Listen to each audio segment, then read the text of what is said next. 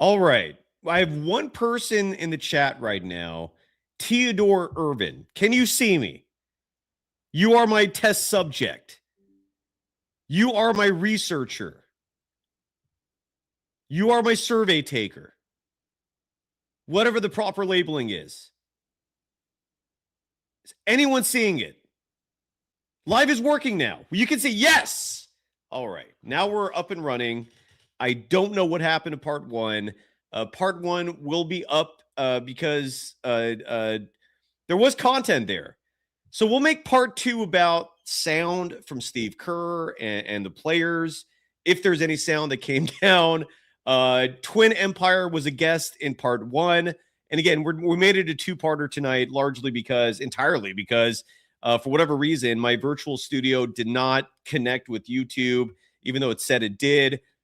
I see folks in the chat, so we're good now. Let's get back into this. Here's the link for the audience because I already gave my spiel. We spent like nearly 45 minutes, and those 45 minutes were mostly spent listening to this guy with two thumbs pointed his direction, just being upset at Steve Kerr. That's it. That's it. Again, in what world does a serious NBA head coach play these players? Let's talk about it. Welcome to part two of a Sunday night live edition of Golden Days, and we're powered by FanDuel. Let's go. Welcome to the program. Again, we're brought to you by FanDuel, the official sportsbook of Golden Days and the Believe Network. I talked briefly in part one about the bookies setting the OU line for the Golden State Warriors at currently. Wow. I love this. I get giddy about watching FanDuel and the geniuses behind the scenes setting the lines. Side note, in case you're ever curious, bookies, the folks who are behind everything, right? Behind the curtain, setting the lines for these games. The vast majority of them have PhDs in statistics. That's how they roll. They're all about probabilities. They're all about lining up numbers and coming to safe conclusions. Well, in part one of tonight's two-parter, I told the audience the over-under for the Golden State Warriors win total, which routinely is not available courtesy of FanDuel because even the bookies, these statisticians, they don't know what the hell is going on with this team. 20 minutes ago, 30 minutes ago, whatever it was, where we had part one, the over-under for the win total of the Golden State Warriors currently was 46.5. And if my math is correct, that means the Warriors would have to go 34-21 the rest of the season. They're now 13-14. They would have to go 34-21 to hit the over. 13 games above 500 for the rest of the season. Well, over the last 20, 30 minutes, the bookies has dropped that number down by a win. The OU, not making this up, is now 45.5, which means the Warriors would have to go 33-22 the remainder of the season to hit the over on that mark. Meaning instead of 13 games over 500 to finish the year, the Warriors would have to go 11 games over 500 to finish the year. And if you don't have faith in the Warriors doing that, bet the under. And if you think Steph Curry and company can flip the switch, if you think there's some magic trade out there, it's going to fix things. Or if you think Steve Kerr is going to magically come to his senses, if you believe that, I genuinely hope you're right. I also think you're very delusional, but I hope you're right. That's the OU, 45.5 now, courtesy of FanDuel. There was a point not that long ago where that OU was at 51.5. I'm just elated that we now have an audience. There are a lot of people who want to jump on and vent, get their point across. Again, in part one, which nobody was able to see, thank you either to my streaming platform or to YouTube. I don't know where the glitch came, but we're live, thank goodness. And Twin Empire was eloquent in his spiel describing what's going on with this Warriors team. Julian Bashir, sit tight. I'm going to bring you on in just a second. I want some fresh faces, though, if that's possible. I see Kyoko joining us from Ottawa again. I love it. All right. Really quickly here, let me just check and see if any sound has come down, because Steve Kerr was at the podium a short while ago, and I would absolutely love to hear what magic excuse he's going to come up with for this game and his rotations. And again, I said my piece in part 1. If you're watching part 2 right now, there's a part 1 of this that you should go check out. And again, we had some technical issues where nobody could see the live stream. Took me about 30 minutes to realize that. So we'll start tonight's show with Steve Kerr's putting the onus on himself. I'm curious to hear this. At least according to the caption that I'm reading, Steve Kerr taking the blame for the Warriors' lack of connectivity and saying it's on him. The Warriors don't play again until Thursday when they travel to Phoenix to take on the Suns. So there will be time for them to hold some practices. And anyways, let's listen to Steve Kerr pulling his self-deprecating act. We've heard this before. And let's see if there's anything original this time from his quotes, his attributions. Here is Steve Kerr following the Golden State Warriors losing tonight in Portland. The final score of that one, again, they used to call that place the Rose Garden. What do they call it now? Like Moda Center? I still haven't figured out what Moda is. Well, 136-131 was the final again. 136-131 the final. Steph Curry, unbelievable performance, squandered. Steph, 48 points, 12 made three-pointers. And here is Steve Kerr. Whoops, sorry about that. And here's Steve Kerr, just one of those nights, explaining what went wrong and why he himself is culpable. Here's Kerr. Yeah, I mean, they're all tough. But when you make 24 threes, Steph makes 12 of them, you should win the game. And obviously, couldn't stop them. They made 20 threes themselves. And I mean, it was a great game. It was a wild game. And we're just not closing games. I think we're 5-9 now in clutch games. We're not closing close games down the stretch, and we've got to find a way to do that. What went wrong defensively there after you guys go up, I think early in the fourth quarter? Yeah, we went up 10, and then I think they scored 10 straight or 8 straight, and felt like we weren't getting back in transition off of our misses, and they got downhill.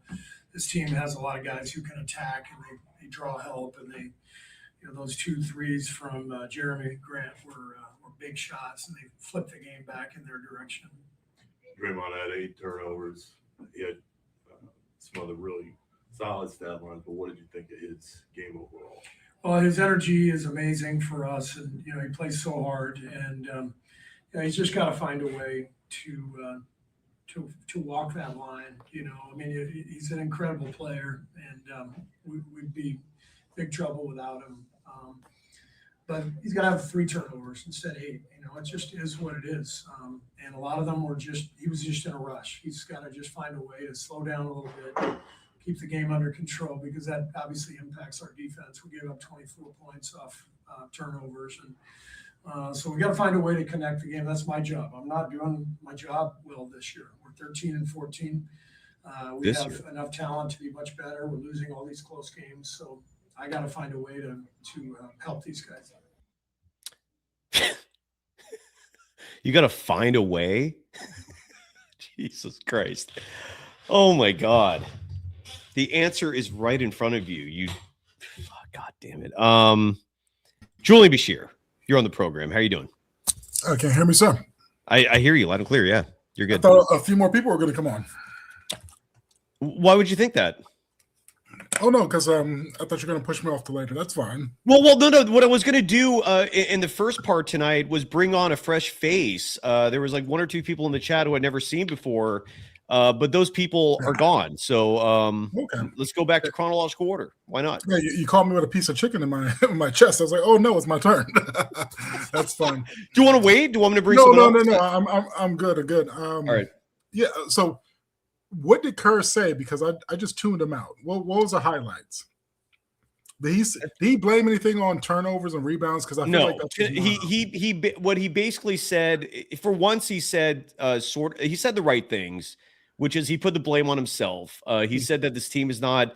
Now, granted, he used the same old verbiage that just, incredibly subjective, is open to interpretation. He said the problem is the team isn't connecting right now, and it's on him to figure that out. And it's like, dude, it's not complicated. Just play the best guys. That's it. It's not connecting because he is the disruption of this team. And Julian, did you ever watch the first Batman movie, the one with Michael Keaton? Yeah, I've seen all of them. Yeah.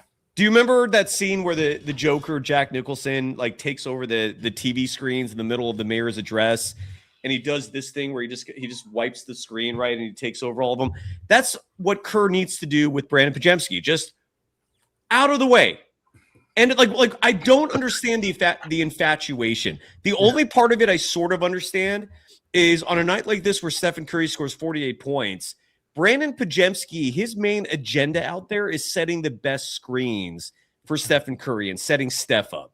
And look, we love Steph. He's a treasure. He epitomizes greatness. He's also a grown-ass man. He doesn't need the amount of help and coddling that Steve Kerr is going out of his way to try and provide. And what I mean by that is you don't have to stack your 5-man roster with just Steve Kerr screeners, right? And Steve Kerr and Stephen Curry hot potato guys. Like, just play the best players. Will Richards should not be DNP'd. Steph's brother Seth should not be DNP'd. Brandon Podziemski should not be playing 32 minutes. That was his minute total tonight. I don't care if he's actually having a decent night statistically. Yes, Brandon Podziemski finished the night 12 points. Again, 12 points in 32 minutes and 34 seconds. Not that impressive. He was a perfect 3 of 3 from deep. That's awesome. 7 rebounds. Awesome. He actually got assists tonight. That's great. But you know what? He's a liability defensively. He's not a playmaker offensively. And if you're winning games when he's doing this, fine. You're not winning games with this. That's where the change has to start. Julian, in part one, my summary of this game, my personal perspective on this game is this. You are not a serious team. You are not serious people, as the great what's his name said in the show Succession. If you think your 4th best player is Brandon Podziemski, meaning with this team, Steph, Jimmy, Dre, if Podziemski is the 4th guy up with them, you are not serious people. Not even close. Brandon Podziemski should not be starting or closing your games. Pat Spencer, who I thought was one of the rare feel-good stories of this season, should not be relegated to 6 minutes and 45 seconds while Brandon Podziemski plays 32 minutes and 34 seconds. If you want to know what your problem is, it starts right there. And then you follow that up with Will Richard doing nothing wrong to get a DNP. I don't understand why Seth Curry's getting DNPs. I know he wasn't feeling that well tonight. The Kuminga thing, I've already said this before. I'm done getting into it. What's the point? He got DNP'd. It sucks. What are you going to do? But there are still other players on this team who should be playing a hell of a lot more. I also think it's comical when Bob Fitzgerald occasionally jumps in and says, this team desperately needs Al Horford back. What? You think Al Horford's going to magically do something? Dude, Al Horford's cooked. He's old. He can't jump. What was he going to do tonight? Klingon was going to grab those boards with or without Al Horford. Like Robert Williams was going to get his putbacks with or without Al Horford. There's just some asinine comments made on that front. But the point is, dude, just play the best guys. It's not complicated. What do you think of my spiel right there? Well, when you mentioned Bob Fitzgerald, because I watch a lot of the games on the road team, and the Portland Trailblazers announcer, they're very professional and they're really good. And they said something that Armando had spoken about on your show, and also I think I mentioned as well. He said that the Warriors players, their system that they play, all that passing tires them out, and that goes to another point I was going to bring up with we talking about Curry's having these great games. And Steve Kerr has said a few times in press conferences that we want to put the guys out there that are going to get Steph Curry the ball. That has never been the case in our championship run. And even the last championship, I know that he went crazy against Boston and he's a focal point. It's never been about, hey, we need players that are going to get the ball to Steph Curry. That was Draymond's Green job because he literally can't score or do anything else. But when Clay was on the floor, it's, hey, when Clay is open, you shoot that thing. If who else we have? A lob threat, Harrison Barnes, open three, Kevin Durant, of course. And our bench players, our bench unit in our last championship played like a real bench unit. We had scoring, we had moved the ball. I've been watching a lot of other games, such as the semi-cup championship final, and we had, OKC versus the Spurs.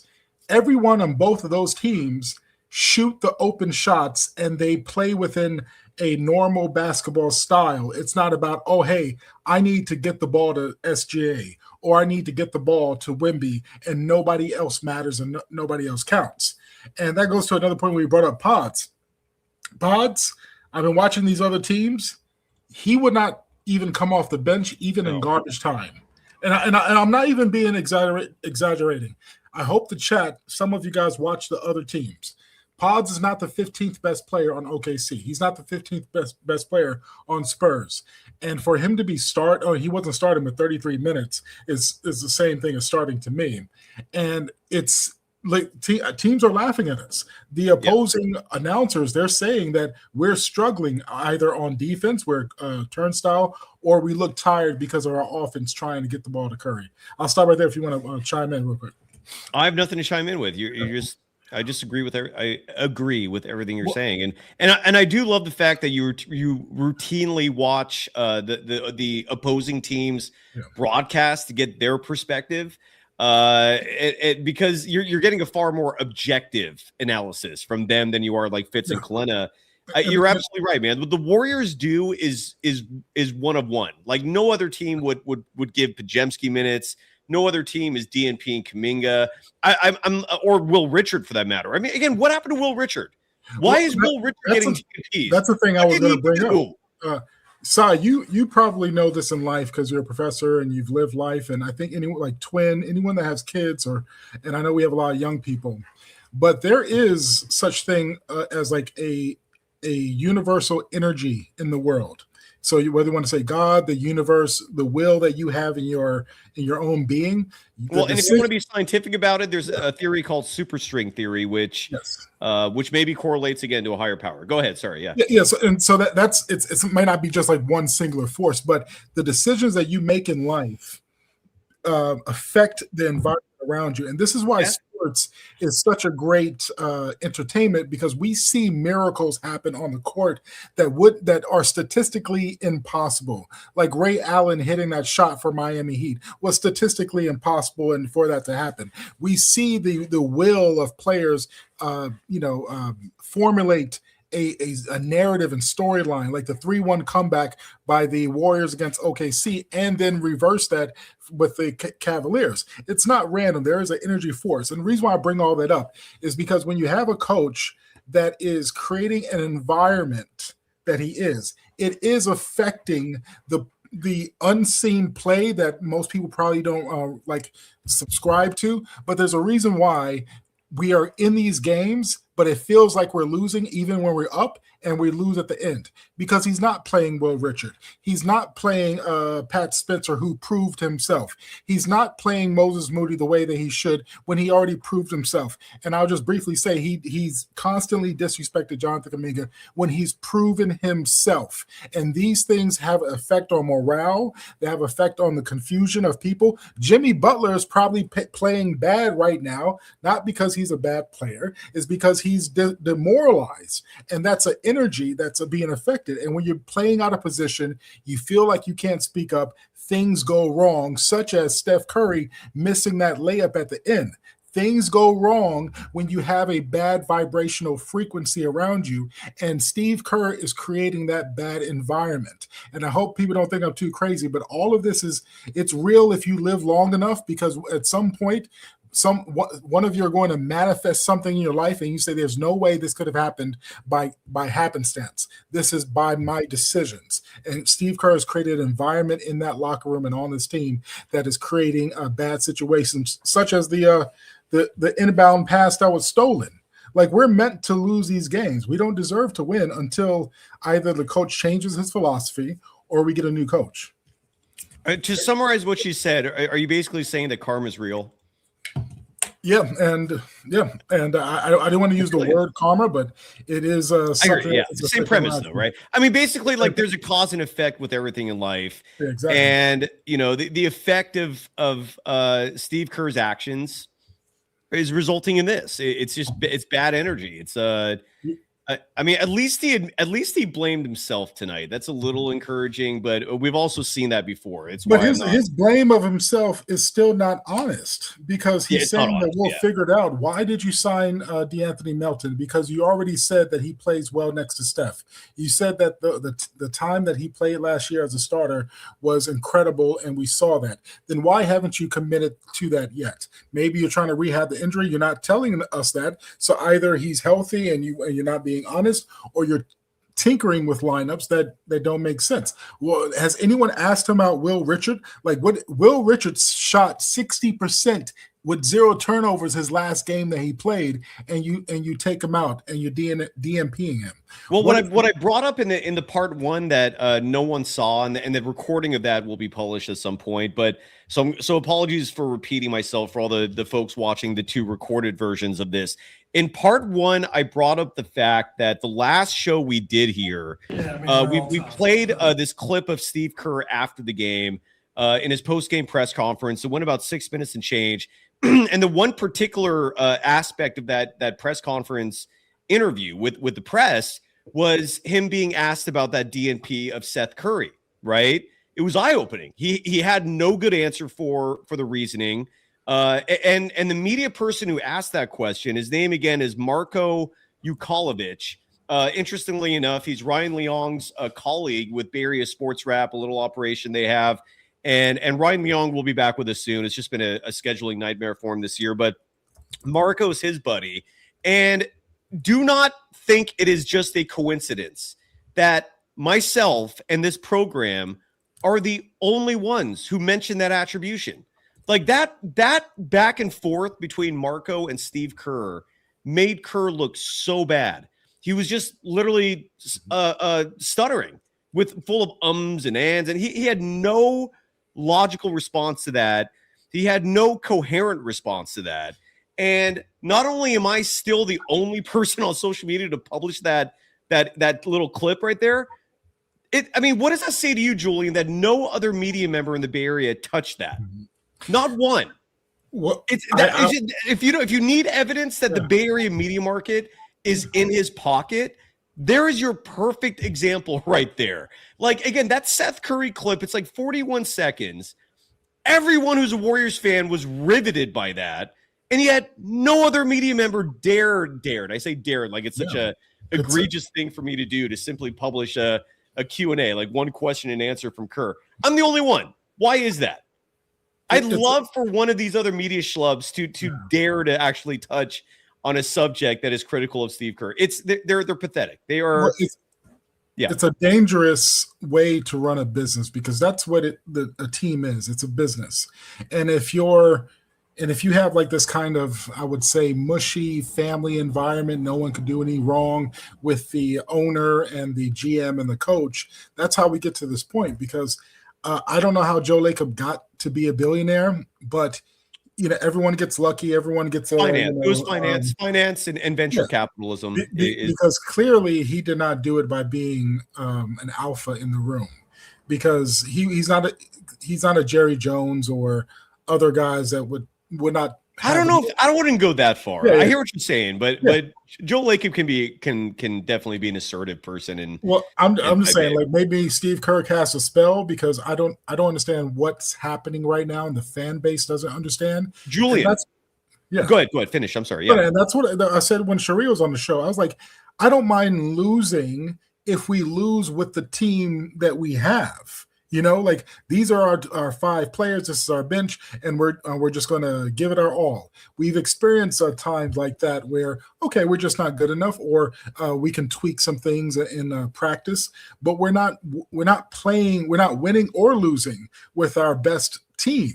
And even the wins feel hollow because we will get like a big performance by Steph Curry, and we'll just say that he should not be exploding and exhausting himself just to go for 48 points against a 9-16 team. And, he'll do that against another team and win, but it still doesn't feel good because it's like, hey, there's something not right. And we all feel it. We feel something is not right. Oh, yeah. So I don't know if it's like, is he showcasing players in order to get them traded? Is he purposely trying to get himself fired? What are the conversations behind the closed doors? Here's what I could tell you.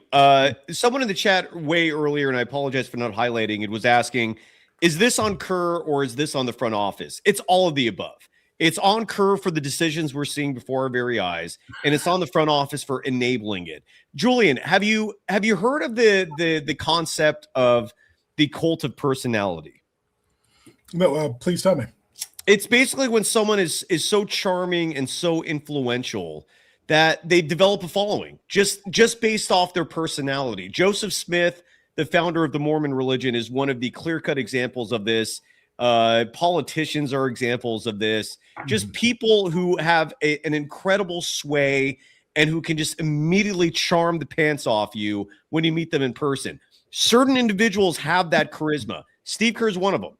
Yeah. And now, should Joe Lacob fall for that act? No. And that's where he's culpable. That's where he deserves a lot of blame. But right now, that's what Joe Lacob's doing. Joe Lacob keeps looking at Steve and going, hey, this is the guy I won 4 championships with. I trust my coach. Yeah, that's on you, Joe. You are the one fumbling this bag at this point by continuing to enable this guy to abuse his power. It's very unfortunate. But the way a business works is that, okay, even if you have, like, say if you're a CEO and you have a general manager or director of operations, things like that, if you start to see something decline, you start to talk to the other heads of departments to get what they're feeling.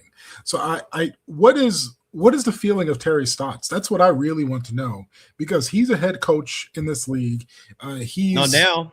Right now, he's an assistant. His boss. That's what I'm saying. He has that perspective of being a head coach and running lineups. Yeah, but here's the thing. Here's the thing. This is the way it works, Julian, with all these pro sports is when you're not the head coach, you act subservient. Yeah, I'm not asking. You're subordinate. You don't challenge authority. Think about this. Like any work environment you're in, corporate or otherwise, how often do you see anyone challenging the manager, right? And if they do, usually they get fired soon after that. Most people don't want to mess with their paycheck. Most people don't want to bite the hand that feeds. And the way Terry Stotts is operating right now is he might be giving suggestions here and there. Right? We heard the quote from opening night when both him and Chris DeMarco made the suggestion to Steve Kerr to close that game with Kuminga at the 4 and Al Horford at the 5. And again, a lineup that Steve Kerr never thought of, which is in itself utterly asinine considering Al Horford. Mind if I bring up something that you just reminded me of? Because a lot of people, they always say, oh, bring back Wiggins because he was a good defender. Do you remember last year when Jerry Stackhouse pretty much said that Andrew Wiggins is not a defender anymore, and that only reason why he was being put out there and played out there was based on the last championship reputation? So that's – and here's the – did you also notice, by the way, Julian, you never heard from Jerry Stackhouse again after that? I think we had there was one more interview, and I don't know if it was an interview or if it was just one random quote, but he tried to backtrack from that statement, and then we never heard from Stack again.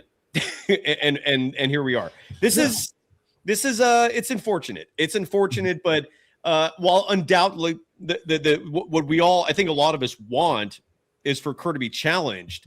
The reality is the Warriors, the way they operate, it's a very corporate type, MBA style level of leadership where there is a hierarchy. Kerr's at the top. He has one boss, and that's Joe Lacob. And if his boss ain't saying shit, Curry ain't gonna do shit. And Steph is if Steph and Curry was assertive, I think we would be seeing some real change. But Steph stays in his lane, and we're just watching this whole thing crumble before our eyes, man. It's sad. Yeah, and it's not just that; it's just very strange of what we're seeing out there. And Yes. like I said, I don't know what is the overall plan. Is there, like I said, are we showcasing people in order to trade them, or is Steve Kerr trying to get fired? But Well, who do you think is being showcased right now to be traded? Like, who would you? my heart would tell me that I hope that. So I hope that Brandon Podziemski is one of the guys that are traded. And I'm going to say in a situation of looking at the team itself, not because I believe he plays bad.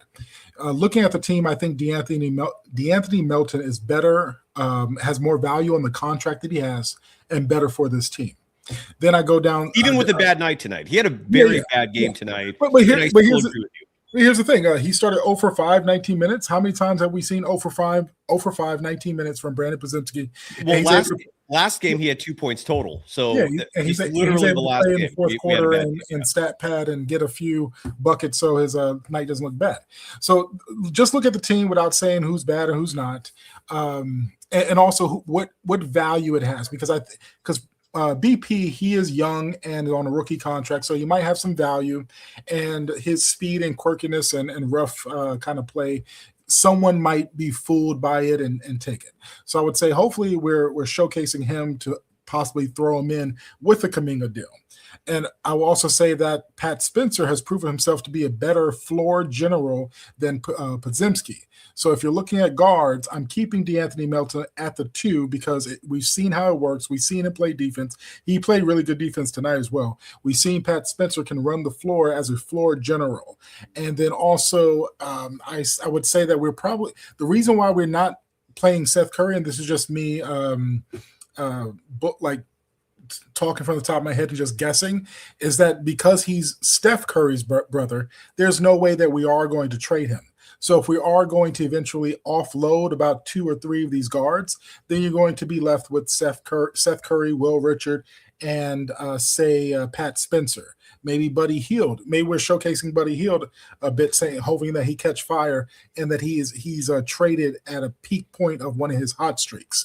So that's what I'm saying. Like, hopefully that is the case, because that would make sense behind the scenes as far as like, hey, we have way too many. Will Richard, we're definitely going to keep him. Seth Curry, we brought him here for a reason for Steph. We're not going to trade him. BP might be the best option if we're definitely going to trade Kuminga, and also Moses Moody. I know people like him, and I like him too. But Moses Moody, if you look at the Blazers tonight, he would be the 6th or 7th best small forward on the Blazers. And I'm not exaggerating. Go through their roster. Look at tonight. They're all bigger shoulders, more athletic, and they can shoot just as well as Moses Moody.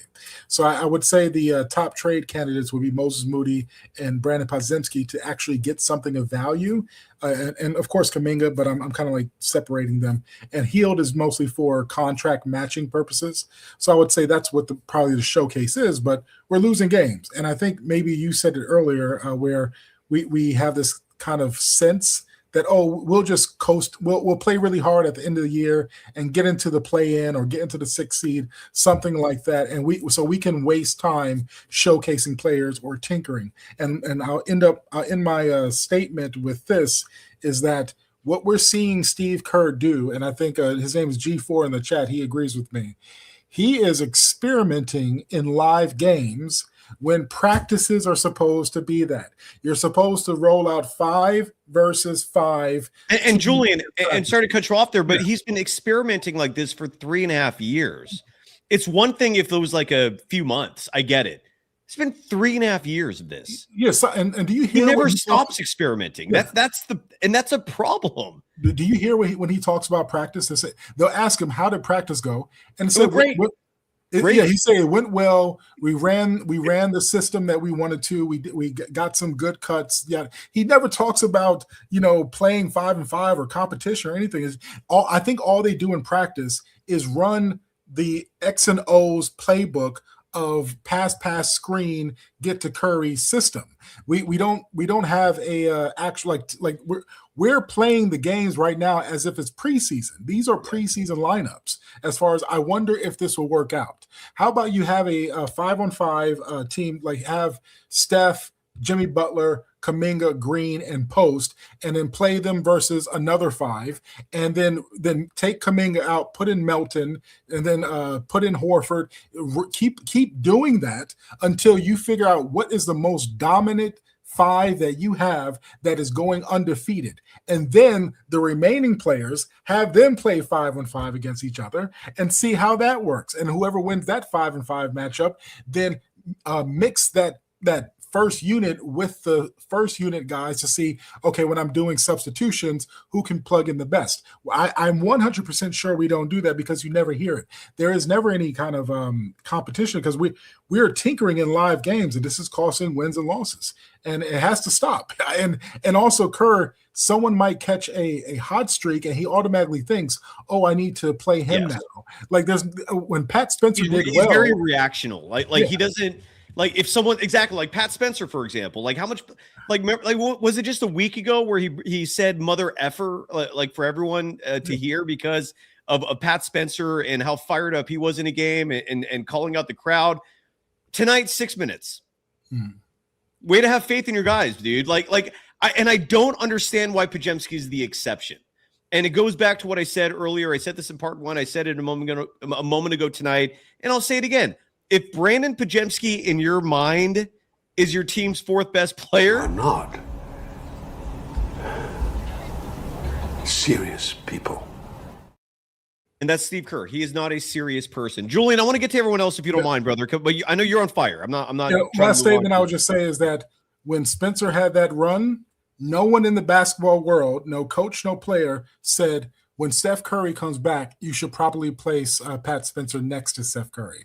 Everyone understood he should be the backup. And so to force him the last 2 games to be the starter and then now pretty much almost DNPing him is ludicrous. So, yeah, I'll end it like that because nothing makes sense that Kerr is doing right now. Nothing. That's all I've been asking for 3.5 years. Just something that makes sense. Like nothing he does makes sense. Like in the chat, for example, a couple of ones that I highlighted here. Riz Up, who I'm thankful. Julian, thank you, brother. Who again, I accidentally blocked last show. Thanks for sticking with us and figuring out how to circumvent that. Saying, do I still believe in this team to make a run? Yes, if the best players are played. And I'll give you an case in point. If hypothetically speaking, if your starting 5 is what we saw opening night or something similar to that, right? Your 5 best players, Steph, Jimmy Butler, who in part 1, I criticized. He did not have a good game tonight. 16 points in 34 minutes and 57 seconds, 7 boards, 4 assists, 3 turnovers, 3 steals, but just 3 of 11 from the field. Very passive style of play. Who knows what's going on with Jimmy? I haven't seen him conduct any interviews lately either. Who knows? But he's still one of your best players. You got to go Steph, Jimmy, Dre. I would start Kuminga. First 5 games of the season, it looked great. Why'd you veer away from that? And then your 5th dude can be Will Richard, can be Moses Moody, can even be DeAnthony Melton to make Steph happy with another ball handler next to him and Steve Kerr happy because Stephen Curry's happy. All right, let's say for the sake of argument for this exercise, DeAnthony Melton is your 5th guy. All right, now you have a bench with Moses Moody, with Will Richard, with Seth Curry, Quentin Post, Trace Jackson Davis, Guy Santos. And if you really love Pat Spencer, make him your 12th guy. That's 12 players I just read off to you. The only guy sitting on the bench, Al Horford, Brandon Podziemski, Buddy Hield. And GP2 can play situationally. GP2 got a DNP tonight too, by the way. And even weirder, he's not even on the box score. Was he on the injury report? Hold on, no, I can't look that up. Let's see real quick here if the injury report is listed on the official box score. Oh, he was. Okay, so GP2 was on the injury report tonight with illness. But those are 12 names I just gave you. You play those 12 guys, you have yourself a damn good basketball team. But not when Brandon Podziemski's 3rd on your team in minutes. because Draymond Green is playing less than him. Mitchell, bro. Any relation to the Mitchell brothers of San Francisco? Writing panic move or wait till January 15th? January 15th being the date that Jonathan Kuminga is first eligible. No, there's no, I don't know what the panic move is.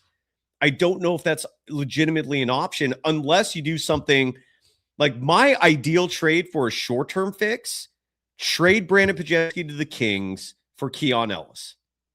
The math works. Something tells me the Kings would do it. If the Warriors did it defensively, you're getting an immediate upgrade. You're getting someone who also doesn't need minutes. He's fine with a limited role. That's what I do short-term. But if Brandon Podziemski is going to be treated like a protected, important asset, I don't know what that move is. I would not trade Will Richard. God damn. Another DNP for Will Richard. Make that make sense. God damn it. And then Jamal Brown in the chat saying the real reason that the Warriors are struggling, I'm going to assume that's what you meant here, is because the role players are performing. And I hope you can add some context to that. The role players who are actually playing aren't performing. But friendly reminder, looking at the box score tonight, Pat Spencer, one of the feel-good stories of the year, 6 minutes, 45 seconds. Guy Santos, who Steve Kerr last game was mentioning as one of the high-energy sparks off the bench for this team, 6 minutes and 16 seconds. Will Richard, arguably the biggest and best feel-good story of the year. DNP. Seth Curry, who dropped 14 on OKC, was 6 of 7 from the field. DNP. Your fourth highest paid player, Johnny Kuminga. I love that name. I absolutely love that. If Kuminga stays on the team, I'm calling him that forever. Johnny boy. DNP. So yeah, if the current role player is getting minutes, Buddy Hield, who is locked in for a minimum of 16 minutes, pretty much guaranteed every night. Brandon Podziemski, third on the team in minutes tonight behind Steph and Jimmy Butler. Podziemski played 32 minutes and 34 seconds. Statistically had a good night, sort of. 12 points in 32 minutes. That's underwhelming, but he got his assists. He got his rebounds like he always does. Only had one turnover. No longer the net rating king that we associated him with because he was a -2 tonight. But he should not be playing 32 minutes, 34 seconds. Give that dude Buddy Hield's minutes. And Buddy Hield banished that dude. And then DeAnthony Melton did have a very bad night. I mean, if you're going to talk about a player who is deserving of minutes and just had a grossly underwhelming night, DeAnthony Melton is a safe name to drop. But, and again, a common sense coach, a logical coach would see a game like this and would react, would adjust in real time. Melton, this ain't your night. Will, you're up. Trace Jackson-Davis, you're up. Guy Santos, you're up. This is a big team. It's a long team. We need size, but not Steve Kerr, because Steve Kerr does not know how to adjust in real time. Dude has no feel for the game in real time.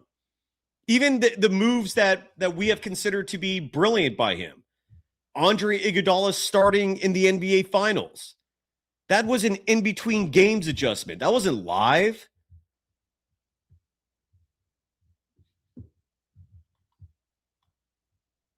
Alan Day, welcome to the program. How are you doing? I'm good, man. What's going on? How you doing? I'm glad to hear you're good, man. Is it because you're enjoying winter vacation after? I'll check it. You say what? I said, are you feeling good because you're officially in your winter vacation and you get to relax, or is there another reason you're feeling good? Man, yeah. I mean, I've been able to relax and I have a sense of relief since classes are over with, and I'm feeling good. Feel good story. I'm having a Pat Spencer moment. Feel good story. Feel good story. Will No, Richard man. was a feel good story too. Those two combined for 6 minutes tonight. Will Richard DNP'd. Steve Kerr does a great job with hyping up these little stories, so that just to bridge the gap up the feud between him and JK and all Real that quick, stuff. Alan, real quick. I just have to address this from Bone YouTube Week. First of all, we had a part 1 to this show, which apparently did not stream live. So the recording of that will be available soon. Believe me, I called Draymond out repeatedly in that part 1. That again, we had technical issues. Forgive me for that. Yeah. And 8 turnovers was very ugly. Draymond Green, again, there's a lot that I'm going to be sounding redundant on for people who see both parts, but I'll repeat this again. Draymond Green started this game borderline exceptionally. He had 14 first half points. In the first quarter of this game, to give you some perspective, Draymond Green, 5 points.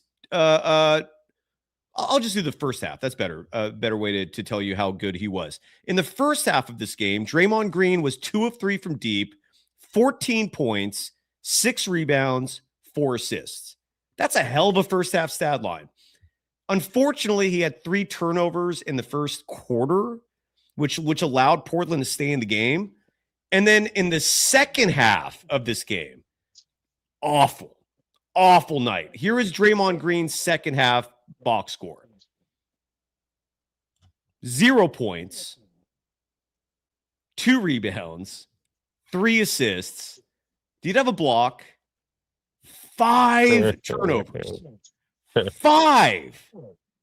And by the way, for you net rating nerds out there, Stephen Curry was a minus 11 in the second half. Friendly reminder, do not rely on that shit. It only tells a fraction of the story. But Draymond Green did not have a good game. I never once pretended he did. And again, apologies for the part 1 not being live. For folks who actually watch the 2 parts in sequence, they will see your comment, Bone, and go, what is he talking about?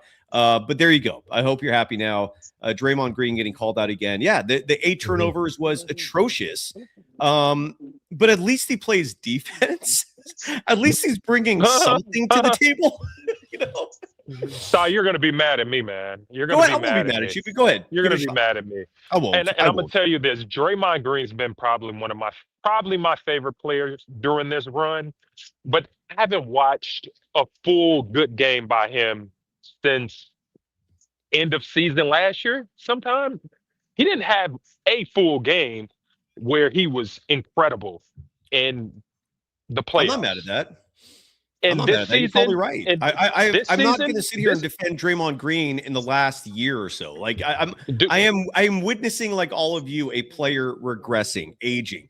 And that's normal, dude. The guy's 35, man. He's gonna be 35 soon. It's 36. I'm sorry. no fault to him because he's 6'5", and I got a police siren's gonna come past me, but he's 6'5". He has to fight for his life out there because he's out there guarding these 280, 300-pound centers night after night. So he has to play with a different kind of force because he's given up so much as a player. And it's not his fault that his coach put him in this position. In fact, it's not plenty of these guys' fault because we can only name maybe 1 or 2 guys on the entire team that's allowed to play in their actual position. Draymond is not one of them. Jimmy is not one of them. JK is not one of them. Hell, not even Potts, who I don't even believe is an NBA player. He's not allowed to play in his right position. And so, In right minutes, right? Like if Podziemski was playing 15 minutes as your backup point guard, I don't think he's hurting your team. But 32 minutes playing alongside Steph. Alan, there was a moment tonight. Hamza Kesem is writing that the starting 5 was elite. I wouldn't use the word elite. That's a very strong word. But I will say it was good. The starting 5 tonight was Moses Moody, Dre, Butler, Steph, and Quentin Post. Would have been amazing if they finished with that. Would have been amazing if that starting 5 actually got a real run out there. It was a common sense lineup. I'll say that. It was a common sense professional lineup, And when I watch Kerr, he tries to reinvent the wheel. And and we said this before, like, dude, you're not smart. You went to Arizona. You're not that smart. You went to a party school. You know what I mean? You went to go party. Who are you talking about? Which player? Steve Kerr. Steve Kerr. He's He's trying to reinvent. He's not that smart. He's trying to reinvent he didn't go to the party school, but it is still both those schools are party schools. Arizona State is much bigger in the party scene, but I'm not going to pretend Tucson's innocent from folks. But go ahead. Sorry, finish up your rant. I apologize. But no. I just want to just hang on the fact that the guy, like, basketball is simple, right? It's been around way before all of us, and it's going to be here way after us. And the fact that he's trying to do things to try to overshadow the game, overshadow Steph Curry, the guy that we're allegedly trying to get a fifth ring for. Like, dude, like, just play, just, you know what I mean? Just don't get in just don't F up the game. You know what I mean? Like, don't F up the game. Alan, by the way, I don't know if you can see that. I don't know if you can see that comment in the chat. And the only reason why I run with this, I feel like Saturday Night Live making a joke of it just opened the doors for this to be fair game now. Great call on that. I also saw another chat comment that I need to highlight. Oh, Come Up 25 is asking, can I invite a New York media person that knows basketball on the show? I've done that before, but I highlight this because, Alan, are you familiar with the dude Awful Coaching on YouTube? No. There's this guy, I think his YouTube channel is called Awful Coaching.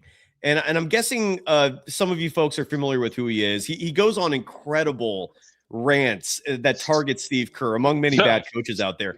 Yeah. He's going to be on the show hopefully this week because he did a rant like just after the Minnesota game. He did another spectacular rant highlighting so many of Kerr's buffoonery in terms of his decisions. And I reached out. I'm like, dude, I got to get you on. And so hopefully it's going to happen this week. That's the plan. I hope so, man. Like, this guy, I know, like, you even bend over to kind of give him a little bit of credit in this. I give him no credit. I don't give him any credit. Who, Kerr? You know, I don't give him any credit at all. You know, I like, dude, you were given the Avengers. They gave you the Avengers. Like, the only thing, your only responsibility was to not F it up. Yeah. You know? Yeah. And so I don't give him credit, man. You have Steph Curry is literally a cheat code. They were supposed to get blown out tonight.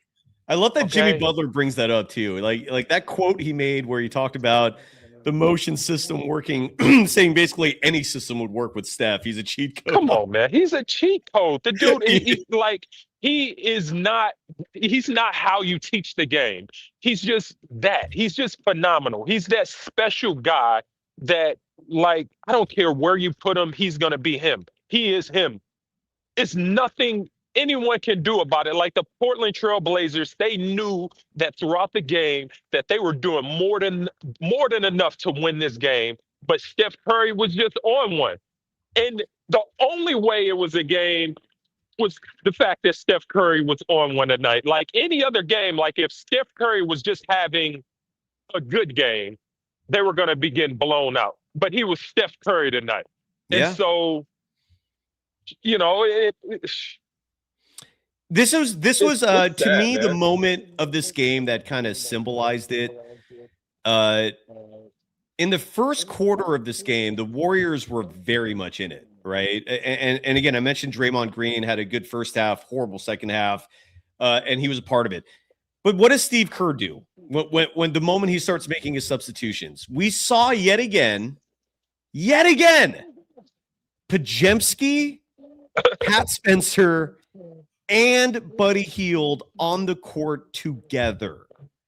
Make that make sense. And huge surprise, when Steve Kerr first brought that trio in the game together, the Warriors were down by 1.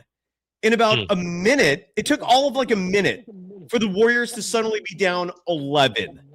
It was like the blink of an eye, man.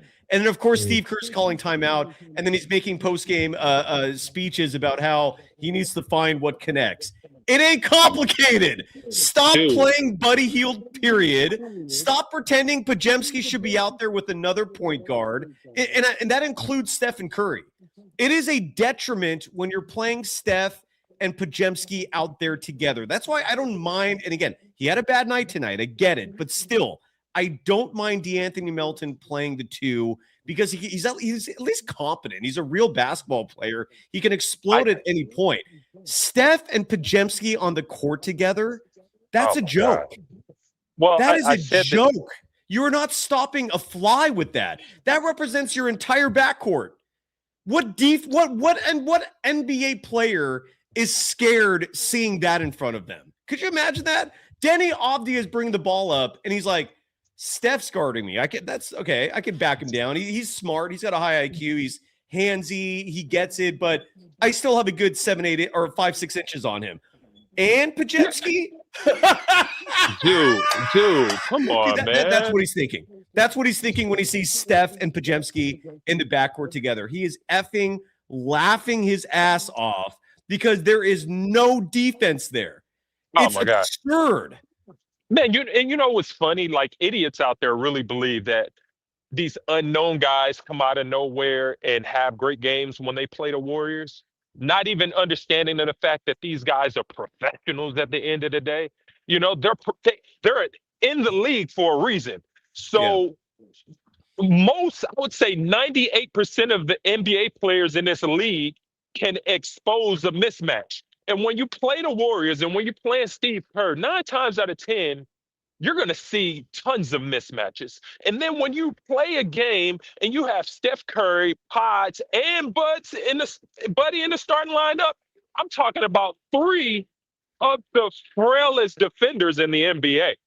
I would argue this, and I hate to put this on Steph, but when you have all 3 of them in the lineup together, that's arguably the weakest backcourt defenders in both the WNBA and the NBA at one time. And I could have swore that Kerr was emphasizing following the Timberwolves loss. I could have swore I heard this repeatedly that he thought the defense needed to improve. What are you doing about that? Like, I understand defense on a string, and Rick Barry emphasizes this repeatedly for good reason. The team defense as a concept is very real, but you do need some talent. You can't have, for example, 5 of me out there. You can't even have one of me out there and running a perfect defense. Even if you can't have just untalented, unathletic, small dudes out there and think you're going to have a real defense playing. It's wild, dude. I don't even understand how the Warriors are 3rd in the NBA in defense. I'm guessing that dropped. I'll look that up right now. But man, because defensive rating sucks. It really does suck. Most ratings sucks, in my opinion. Like, they meaningless stats. You know what I mean? You can watch, if you watch the game, you can clearly see that the Warriors are really vulnerable in a lot of spots on the defensive side of the floor. There's not one game, probably a few, but you rarely see a game where you're like, okay, this is a good defensive team. You have defensive moments, and that's why I say with Draymond Green, he hasn't had a really good game. He's had good moments, and so I don't really take him that serious. It's unfortunate. He's a Hall of Famer, but yes, he'll have a play or two. That's what great players do. But the guy is he's fried, man. And here's the thing with Melton too. So Melton. The best thing that we could say about Melton is that he is an NBA player. He is a professional. But I can't imagine putting Melton in a significant position coming off an ACL injury and expecting to be a winning ball club with him in a pivotal spot. You can't. A guy that's coming from that. In fact, the guy really haven't played much in 2 years, if we're really being serious. So you can't really put him in a position to push you over the top. He really should be in the spot where Pod should be, like the 3rd guard on your team. Agreed. Alan, I want to play some sound and get to other folks. Any final thoughts? That's it, man. Thank you so much. Enjoy your night. Of course. Thank you. Yes, you sir. too, brother. We'll see you soon. Alan Day, as usual, bringing the heat. Let's hear from Stephen Curry, who had a hell of a game. Let me read you that box score stat line again because of how impressive it was.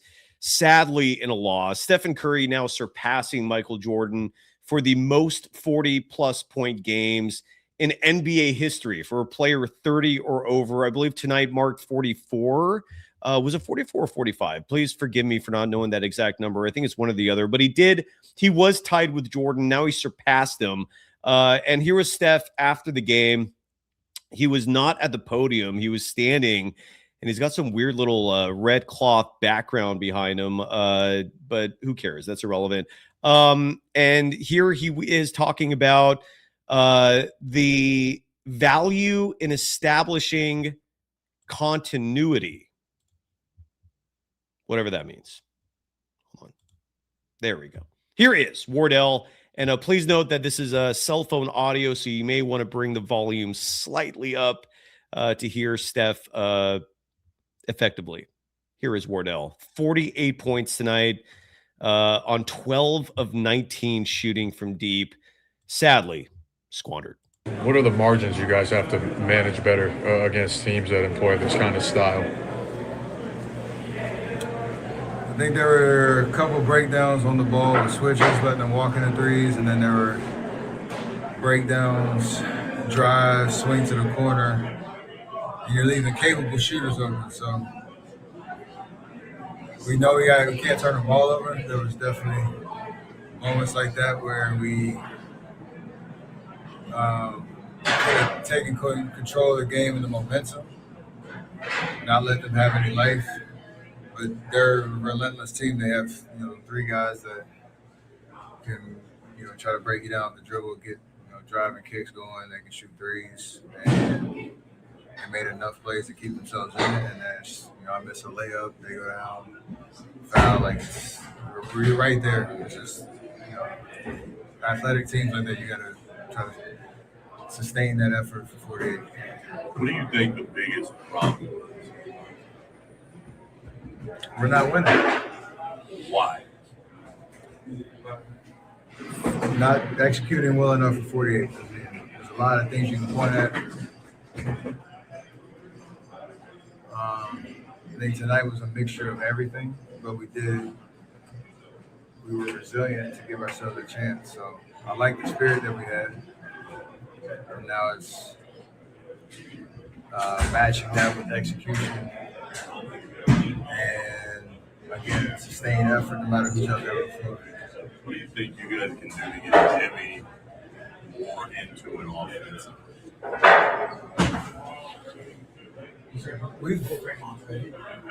It's not just the Jimmy thing. I mean, there's going to be nights where he's a go-to scorer. There's going to be nights where he's a facilitator. There's going to be nights where, for certain stretches, he's one or the other.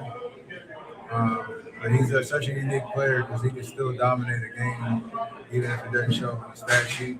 And he's going to find ways to get everybody else involved. So we just have to be organized around him. But tonight, I don't think it was him offensively at all. It was us collectively, defensively. You score 130, whatever, plus, you should win. And there's too many breakdowns on that front. Tonight was the 9th starting lineup in as many games. Steve mentioned just wanting to establish some continuity at some point. Just how important can continuity be with 9 starting lineups in last 9 games? I guess how crucial is it to establish continuity? And that's important, by the way, because there's this endless debate that from various audience members coming on this show. It's almost like they're reaching for the one semblance of logic and reasoning and all this madness. And the belief is that, well, maybe the reason why these lineups are the way they are is because that's what Steph wants. That's what Dre wants. And what I keep telling people again and again is bull effing shit. Steph has so much going on in his life that the last thing he wants or needs is to add another responsibility on his busy plate. In this case, being handling rotations. He leaves that job to Steve Kerr. He was just told right there, tonight marked the 9th different starting lineup by the Golden State Warriors in 9 games. And I don't know if it was the 15th different or if they've used this starting lineup before. Friendly reminder again, tonight's starting 5 was Steph, Jimmy, Dre, Moses Moody, Quinn Post. 9 different starting lineups in 9 games. And Steph just showed and admitted right there he had no clue. That's what Kerr does. And Steph, again, he probably should. Not probably. He should. He needs to step in and put his damn coach in check. He doesn't want to do that, though. Let's finish up. Too many breakdowns on that front. I think tonight was the 9th starting lineup in as many games. Steve mentioned just wanting to establish some continuity at some point. Just how important can continuity be with 9 starting lineups in last 9 games? I guess how crucial is it to establish continuity? I mean, given just the ins and outs that you guys have had in the lineup this year. Some of that's forced with availability, right? Yeah, like obviously I missed 5 games, Draymond missed whatever, however many. Jimmy missed a couple, Al's missed, a good amount. Melo just got back. Like, it's a revolving door, which every team goes through that from time to time. And to your point, whether it's forced or not, for us to find a rhythm, I don't know how many teams are successful throughout 82 with that as a part of their identity. So I'm hoping we can correct that and have a sustained run of games where you know who's out there, you know what rotations are, guys get comfortable. Because that doesn't only help offensively, it does help defensively too. Just being able to communicate and talk and trust and know where everybody is and who you're out there with. So, hopefully that changes. Yeah, I hope it changes too. I mean, that was crazy. He was like surprised. And that's not the first time. I've told folks this, I've told you all this story before, and I'll say it again. I interviewed Steph, I think this was 2023. And a short time before I talked to Steph, I'd interviewed Kerr and asked him about the team's lack of size and the fact that Kevon Looney's not even a natural center, yet he's rolling with Looney. And Steve Kerr's response was, well, I actually think Looney is an NBA center. All right, fair enough. And look, they won the title in 2022 with them. So, but when I asked when I asked Stephen Curry about the team's lack of size and whether or not he wants reinforcements, he unequivocally said yes. He unequivocally told me right to my face, and this is public out there somewhere. I'll try to find it if you folks really want it, but he literally told me, he goes, of course I would want some size on my team. Of course I'd want some help on this team. He's just, these guys, the NBA lifestyle is crazy as is. And again, Stephen Curry is not keeping track of the minutia, and that includes rotational decisions. Should he? Yeah, clearly. Because his team is it needs something to balance this out, this madness out. Let's bring Kayoko joining us live from Ottawa, Canada, the capital of the great nation of Canada. Am I being redundant saying that? Kayoko, you're muted. We can't hear you, just in case. How you doing? Yeah, hello? Hey, good to hear from you again. Yeah, And I'm just gonna Thanks make for being a this. member. Appreciate you. Kayoko, what's on your mind tonight? Bro, I don't even know. Like, I'm just.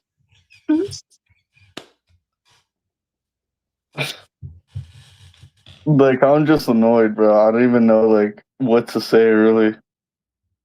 Like, Well, I I'll mean, I be. think you were the one who, and by the way, Boris Schusterman, my sincerest apologies for not touching on this sooner, dropping a $1.99 saying Joe Lacob should make Steve Kerr coach of the G League team. Yeah, agreed. But Kayoko, I think you were the one, correct me if I'm wrong on this. I think the last time you came on, you were the one asking about the rotations and Steph's involvement. Did that attribution right there answer your question if that was you? Yeah, that was me. And, okay, bro. I'm just gonna lay it all out. Like, Lay it all out. like I finished up finals on like Friday, and I was like, okay, I'm gonna go home. I'm gonna watch that Wolves game. Oh, let's give you an applause. Man. Bravo. Everyone out there who finished the finals. Congrats. I go home, I'm fuming like the whole game, bro. Like I don't even know like what to say, bro. The whole game, like it just I don't know, man. And it's like I was like, okay, it was a bad game. Hopefully, like a lot of people are gonna like step in and like wake up. We didn't even get that, bro. Like, where's JK? Where's Will Richard? Like, where? Like, I don't know, I mean, man. the Kuminga thing, like maybe there was some logic behind that. Meaning they're and again, Chris Haynes came out today and said that the Warriors, just to make it official, I think we all safely assumed already this, but that it's now official, at least according to Chris Haynes, who's a credible reporter, that the Warriors are in fact interested in Giannis. What that means, I have no idea. I mean, this is going to come down mostly to what Giannis wants to do, and other reports are saying what he's looking for is a big market, nice weather. I think you mentioned the sun. I think Miami's the team he's going to end up with, but my point is, Kuminga, if the DNPs might make sense there, because if they're going to trade him, yeah, you don't want to damage an asset that you're going to try to flip for something else. But the Will Richard DNP, why? Like he was arguably the best story of the Warriors this year. He very likely represents the future and the present. Why are you not playing him? Make that make sense. I'm with you on that. That frustrated me tremendously. And Seth too. It's like Seth, what are we doing, bro? Like, come on. I don't know. That's just like we got him to help with shooting. So if we're missing 30 wide open like threes, why are we not getting a deadly shooter who led the league in the 3-pointers? Like why don't we try running Seth and Steph like on like during like specific matchups, mainly the Rockets, because we know how much the Rockets love to like a double team Steph, right? But it's not like they're gonna get punished if they have his brother out there with him, right? So it's like that's the thing. I'm like confused. It just feels like everything is so like absolute. It's either we go with like a starting lineup, or like we just mix like everything up and just hope for the best. And that's not basketball, bro. It's like I just remember how like I used to go home like every single day and just like, oh, I can't wait to like watch the game. Oh, I can't wait to like watch the playoffs. Like this is that. And it's like it's because it was at least like consistent. It's like you'd go home and you knew like what you were gonna get. You knew who was gonna play, and if there was an injury, it would just be like a quick sub. But it's like we're DMPing like valuable like pieces, and it's like don't even get me started on pods, bro.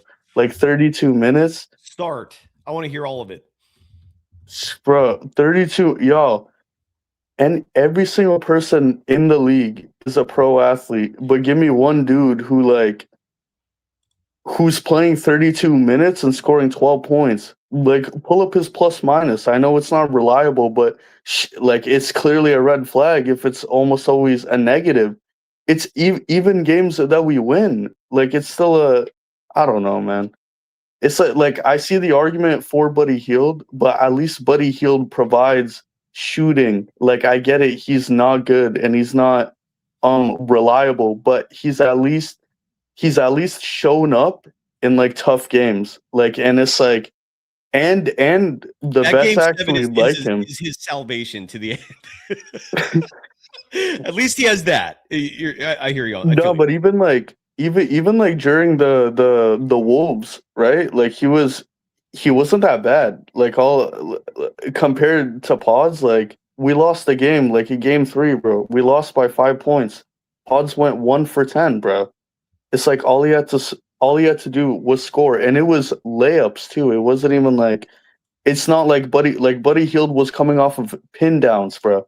Yeah. So I don't know. It's just a different caliber, and like the games aren't even enjoyable anymore. That's the main thing. Kayoko, that's a part of it that I don't think people are talking about enough. It's not like Warriors basketball, win or lose, used to be really fun to watch. This is not even fun. Like, this is not like there's nothing cool about any of this. And by the way, I asked you last time you were on if you had a chance to watch the movie Fast Times at Ridgemont High. You said no, and I get it. You're still in college. That's an old ass movie. But this is the character Jeff Spicoli that you remind me of at least a little bit. And I say that with reverence. I say that as the utmost compliment. Hey, bud, let's party. That's Spicoli. That's Spicoli, by the way, and he's one of the greatest movie characters of all time. Did you see that? Did that show on the screen?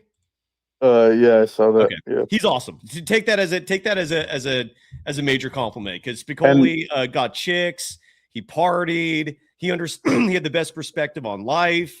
So you sound like him a lot, and I respect that, and I like that. Thank you. I'll take it as a compliment. But Yeah, please do. Please do. It's a compliment. Another thing I'm gonna like point out is like during that Wolves game, like we had the momentum, right? Yeah. And then Pods gets in, and it's a 17-0 run in 3 minutes, 17-0, just when Pods is like on the court. And then during that Miami game, it's like he played 34 like minutes, and he basically got 0 assists. Like, why not just play Pat as like the backup guard and play Seth and Guy? Like, where was Guy? You're making too much sense. And about JK, I get like I don't even like JK, and it's like for matchup, like he's like matchup based, right? If you put him against OKC, he's not really gonna play good. If you put him against the Pelicans, he's not really gonna play good.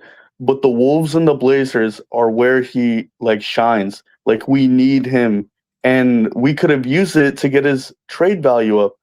But no, we tried getting Pods' trade value up, and it's like, what? Like, no team wants Pods. Mark Haynes was on the show a week ago, or not even a week. It was Tuesday, and he'll be back on again this Tuesday. And I asked him about Podziemski and what his perception is nationally, meaning like throughout the association or other NBA teams, do they still look at him as a positive asset or is he damaged? And from Mark's perspective, he said people still look at Podziemski and see a guy that has some value. I'm with you. If that's how other teams look at Podziemski right now, trade him while that stock is up. Sell high, man. Like, because with each game that passes, that dude's stock is going to plummet. People are going to start realizing he doesn't play defense. He's not a consistent shooter. He can't make shots off the dribble. Like, he has to be set up to score 34 minutes and change, 12 points. It's unacceptable. And again, by Podziemski's standards, tonight was a good night statistically, but he has a hard time putting it together for 48 minutes. What I mean by that is in the second half of tonight's game, Podziemski played 16 minutes and 12 seconds, one free throw attempt. I'm sorry, one field goal attempt for the whole second half. He also had that foul call late in the fourth quarter on that offensive illegal screen that got called on him, and that was costly. That was a pivotal moment of the game. It doesn't make sense, man. Yeah, and another issue with him, have you ever seen like Dre or any other player like pick up the ball, pass it to him, and then for him, instead of trying to get like a play for his teammates or himself, right? He'll like pick it up, dribble a bit, stare at like his man, and then pass it and just waste like a few. I don't know, bro. It's like if you're gonna ask for the ball, make a play, take a shot, like do something. It's like, bro, like I know plus minus isn't like reliable, but I don't know, man. Like it's even his net rating sucks now. Even the net rating thing is no longer like an excuse to keep playing this guy. Like tonight, for example, his net rating was -2. The leader in net rating for the Warriors tonight, two players, Guy Santos +3, Quinton Post +3. And naturally, neither of them are given minutes late in the game. In the fourth quarter of tonight's game, Quinton Post played 3 minutes, 38 seconds. Guy Santos did not play at all. yeah, like I don't know, man. Like we needed QP. We need like even if these guys aren't like Agreed. making their shots, especially against like a huge team, it's like Agreed. you'd think they would have gone home and at least like looked over the film, but it's like they couldn't even do that. It was worse than the Wolves game, bro. And that was actually frustrating. Like that actually made me mad. On a So on a lighter note, what do you have planned for your winter vacation? nothing much. Like exercise, of course. Like play sports, really. What do you do for working out, man? What's your regimen? Are you a cardio Well, guy, or are you a more building muscle kind of guy? Like, what do you do? no, building muscle, but like I also do like combat sports too. So it's like Like MMA? boxing. Me too. That was I grew up. That was one of the few things I got taught early in life.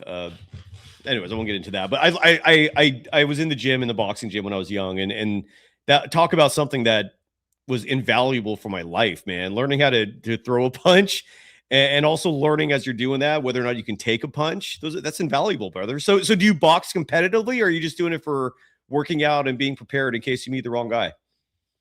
At first I did, but it's like one of the coaches, he really like he I don't know. Like one of the coaches, he wanted me to actually like take him more like seriously, and eventually like I did, and then all my like family and like friends were telling me, yo, like I don't know, just like take him more like seriously. I was like, okay, like I might as well, and yeah, and but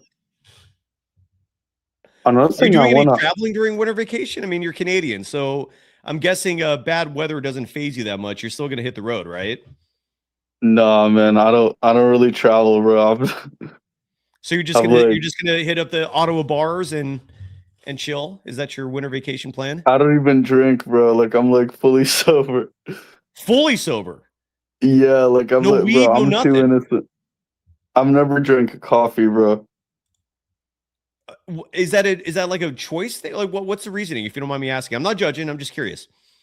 Yeah, no, I'm just it's more of a like mentality like thing. Like I've always been um like work based, right? So example, like if I want to wake up like in the morning, I want to make sure that like I get like enough sleep to not like have to rely on like coffee. So it's just more of me like programming like my mind and like telling myself, nah, like there's like no excuses. Like you got to stay uh I like respect that. dedicated, right? I respect that. And I won't repeat what your age is, but again, you're in college. I remember you're young. I hope the innocence stays with you, brother. I really do. That's I wish you all the best in that front, because as you get older, it gets a little rough, and you start to realize, oh, that's why vices exist. But more power to you. I respect that. As long as you're enjoying life, as long as you're happy, that's all that matters, right? Yeah, and inside, what's it called? Like, would you like if you were in Steph's like place, bro? I swear, I used to cause like so much trouble like with the coaches because like I'd always like say no, like I deserve like this, fix like a rotation or like something like that. So it just, bro, it baffles me how like this guy is like top 8, top 9, top 10 like all time, and it's like he won't stand up, and I don't know, bro. That's just weird to me. This whole thing is weird. It's beyond weird. It's mind-blowingly maddening. It's insane. And again, I know I'm a broken record for 3.5 years, but like I started noticing this 3 years ago, and it's just driving me crazy, man. And I can't help it because there's an emotional investment. I cover this team professionally, and I keep watching this head coach make these decisions that just are head scratchers. They're just like, no one else would do this kind of shit, you know? And the more I learn why, that's when I start getting disappointed, because the why of it is ego. It's just Kerr just really thinks he is responsible for Steph, for the dynasty. He thinks like everything he touches is gold. And he thinks all these rotational decisions are just like cute whims. Like I have this this soundbite, which you'd have to watch the Speed movie to understand it. But The whim of a madman. yeah, he's just the whim of a madman. He's just a madman who just thinks like, I'm just going to do this time. And 9th different starting lineup in 9 games. I just have a whim to do it because I'm Steve Kerr and I'm amazing and I'm a Hall of Fame coach. Like when I realized that was the reasoning behind his decisions, that's when I got turned off from the man. That's when I started realizing, all right, this guy is he's a human being who has routinely been at the right place at the right time.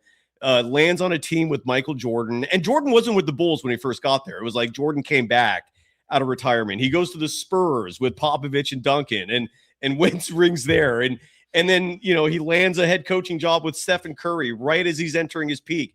Just timing is this guy's MO. Bravo. Congrats, Steve. You've had a blessed life. You're going to be known in the history books forever, but no, he's a perfect example of don't meet your heroes, man, because the more I've learned about him, it's just been disappointment after disappointment. And this makes no sense. This makes no damn sense. And all we can hope for is when the Warriors resume action on Thursday, they're going to be in Phoenix. Hope is all we have left, right? Let's just hope.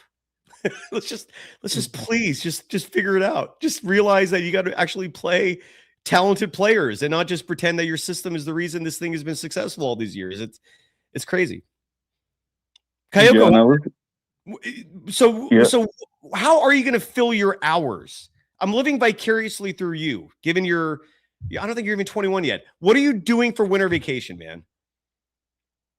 Are you just going to hit the gym? That's it? Are you going to read books at least? What are you going to do when you're at home? Yeah. Okay, I so do you're usually also read and yeah, that's like about it. I don't know, maybe play games. Yeah. What, video games or what kind of games are we talking? Yeah, hopefully, yeah. What, on a system like PS5 or you're on your phone, computer? Like what's your cup of tea with video games? Yeah, hopefully like PS4, something like that. Like time to time, like if I feel like it. You're old school with a PS4, all right? There's still plenty of good titles there. Kayoko, come back soon. Love you, man. All right. Guys, see you, bro. Enjoy your vacation. A couple of chats. Simon 2's asking if the Warriors waive Al Horford, what happens to the cap space? That money becomes dead weight. His contract is guaranteed. The second year is a player option guaranteed. Best case scenario, the Warriors trade him as part of whatever they end up doing, and they convince another team to take that salary on. You're probably going to have to attach a pick to it. But again, he might just be a piece as part of a Kuminga trade package. I don't know. What I do know is you're stuck with him for not just this year and next year, unless there's a buyout I'm unfamiliar with, but I haven't read anything like that. Like I said, I only learned recently Buddy Hield has a buyout. Like Buddy Hield has 2 more years remaining on his contract after this season. But we learned just recently that there is a $3 million buyout. Now that $3 million will count toward the cap next season, but better than 9 or 10 million, whatever he's owed. That's a lump that you swallow and take all day, every day.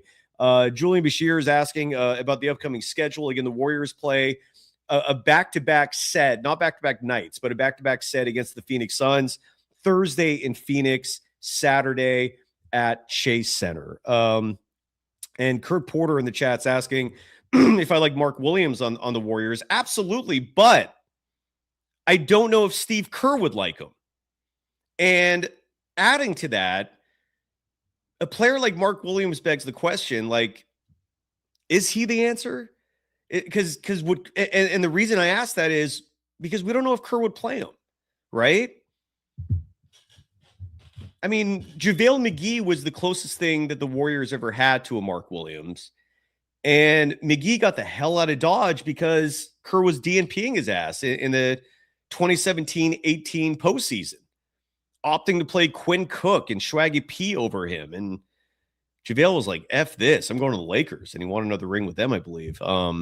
Yeah, I don't hate it. I think Mark Williams is a talent. I just don't think Steve Kerr would sign off on that. I could picture that meeting with Mike Dunleavy Jr. and Steve Kerr now. Mike's on the phone with Steve. Hey, Steve, how's it going, dude? You doing good? We love you. Steve, we love you. We'll do anything you say. And then following that up with, so we can get Mark Williams. Would you want him on our team? And then Kerr's going, I don't know. And then Mike Dunleavy Jr. is going to be like, oh, so you don't feel good about it? Don't worry about it. We're not going to get Mark. I hope you're well. Can I come downstairs and bring you some tea? Anything? Okay, you good? All right. We love you, Steve. We love you. That's how I imagine that going. Mike Kerr isn't fired. Welcome to the show. Hey, so how you doing? I'm good. Is this Quentin or Cam, or is this a third person with the It's Quinn. Quentin? How you doing, brother? Good to hear from you. Hey, how you doing, man? Man, I love your show. Love you, brother. Love the entire audience. And on that note, thank all of you. We're above 5,000 and we're still going, man. It took us a little over a year. The summer Kuminga standoff just really butchered things in terms of growth and progress, but we're on track. We're now above 5,000, and it's all because of folks like you, Quentin, and everyone else. Thank you from the bottom of my heart. And what's on your mind, dude? I just want to pile on the Kerr every time. Yeah, it's at this point. I don't want the Warriors to win any games at this point. I want us to go on like a 10-game losing streak so we can just fire Kerr. So it's because I don't want no trades. I'm tired of people even suggesting trades because why are we trying to save Kerr? Yeah. What if? Here's my pushback on that, Quentin. What if no matter what, Steve Kerr's job was safe? Do you still want that losing streak? If he was to get a new contract today, and the season isn't over, I probably would just stop being a Warriors fan for the next couple years. I don't blame you.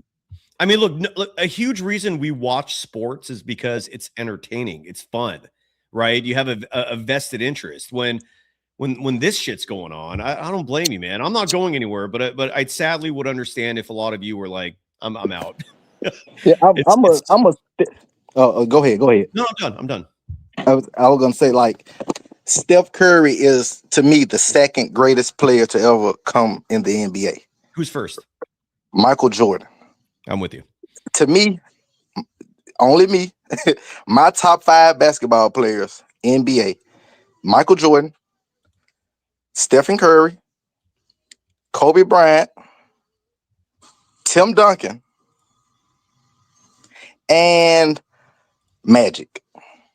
Now, Magic is hard for me, but I put Magic there because he did win a championship as a rookie, playing out of position. So, you can't take that fast, only because Val brought it up in the chat and Saturday Night Live's already joked about it. So I want to ask you because I want to set you up for this.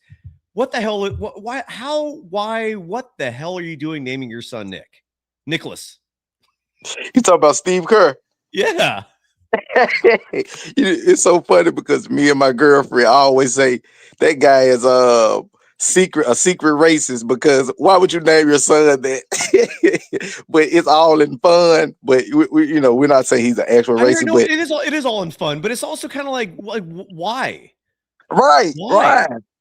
Like but I feel like the more we learn about this guy, it's like the more we realize nothing he does makes any sense. Nothing. How does that make sense? Man, I'm gonna guess only because I actually looked it up because I was fascinated. I really wanted to know and I couldn't find the answer. But I'm guessing maybe it's like his dad's name was Nicholas and the maiden name is not Kerr, so you can get away from it. But I don't get. It's funny that you asked that. It's funny. And even then, it's like, how do you not think about it, right? We'll name our son Nicholas after my dad. That's awesome, sweetie. No thought in your mind your last name is Kerr? Like you don't say the name, out loud before picking it, I don't get it. But this is Steve Kerr we talking about. And like I've told you and Cherie, if you have a good game, you're going to be punished for it. If you're not Steph, oh my bad, if you're not Pajemski. If you're having a good game, you're going to be punished. We haven't seen Seth since he had a great game. You're right. Well, Seth's second game, I wouldn't call a great game, but it doesn't mean you just bench his ass, you know? And I'm referring to that Cleveland Cavaliers game. Side note, the Cleveland Cavaliers, I guess they had a 1 year window. Remember all those folks who for a brief moment were like, Kenny Atkinson, bro, see, he's a genius. I don't hear any of those people anymore because Cleveland is not good. They're just not good. But you know, Cleveland has battled injuries all season. Everybody's constantly being. You're in the East. Like, I mean, it's not like you're playing, you know, a stacked schedule here. Like, you're 15-12. I don't. Something feels very off there. Like, I don't know how Toronto's better than you, even with the injuries. I don't know how Miami, Philly. I don't know how these teams are better than you, even with the injuries, man. How is Boston better than you without Jason Tatum? How is Boston better than us? They don't have Tatum. That's an easy answer. Steve Kerr. They traded away Porzingis. They traded away Horford. They traded away Holiday. They lost almost 3 to 4 rotational players, and their record is still better than Warriors right now. Yeah. What does that say about us? It says, I think some changes needed. Oh my God! What do we have to do? Like, honestly, Si, what do you think we have to do? I've said this before, and I'll say it again. Fans at Chase Center need to boo. Fans at Chase Center need to be vocal and let this coach and let the owner who's sitting there hear the discontent. That's what needs to get done realistically. It worked in Dallas. Yeah, it did. Got Nico out of there. Got Nico out of there. Your voice can be heard, but something tells me all the folks actually buying tickets for Warriors games these days are reminiscent of like Giants fans in the 2000s. They're there to be because it's a trendy, cool thing to do if you're in the city or in the peninsula. Let's go to a Warriors game, bro.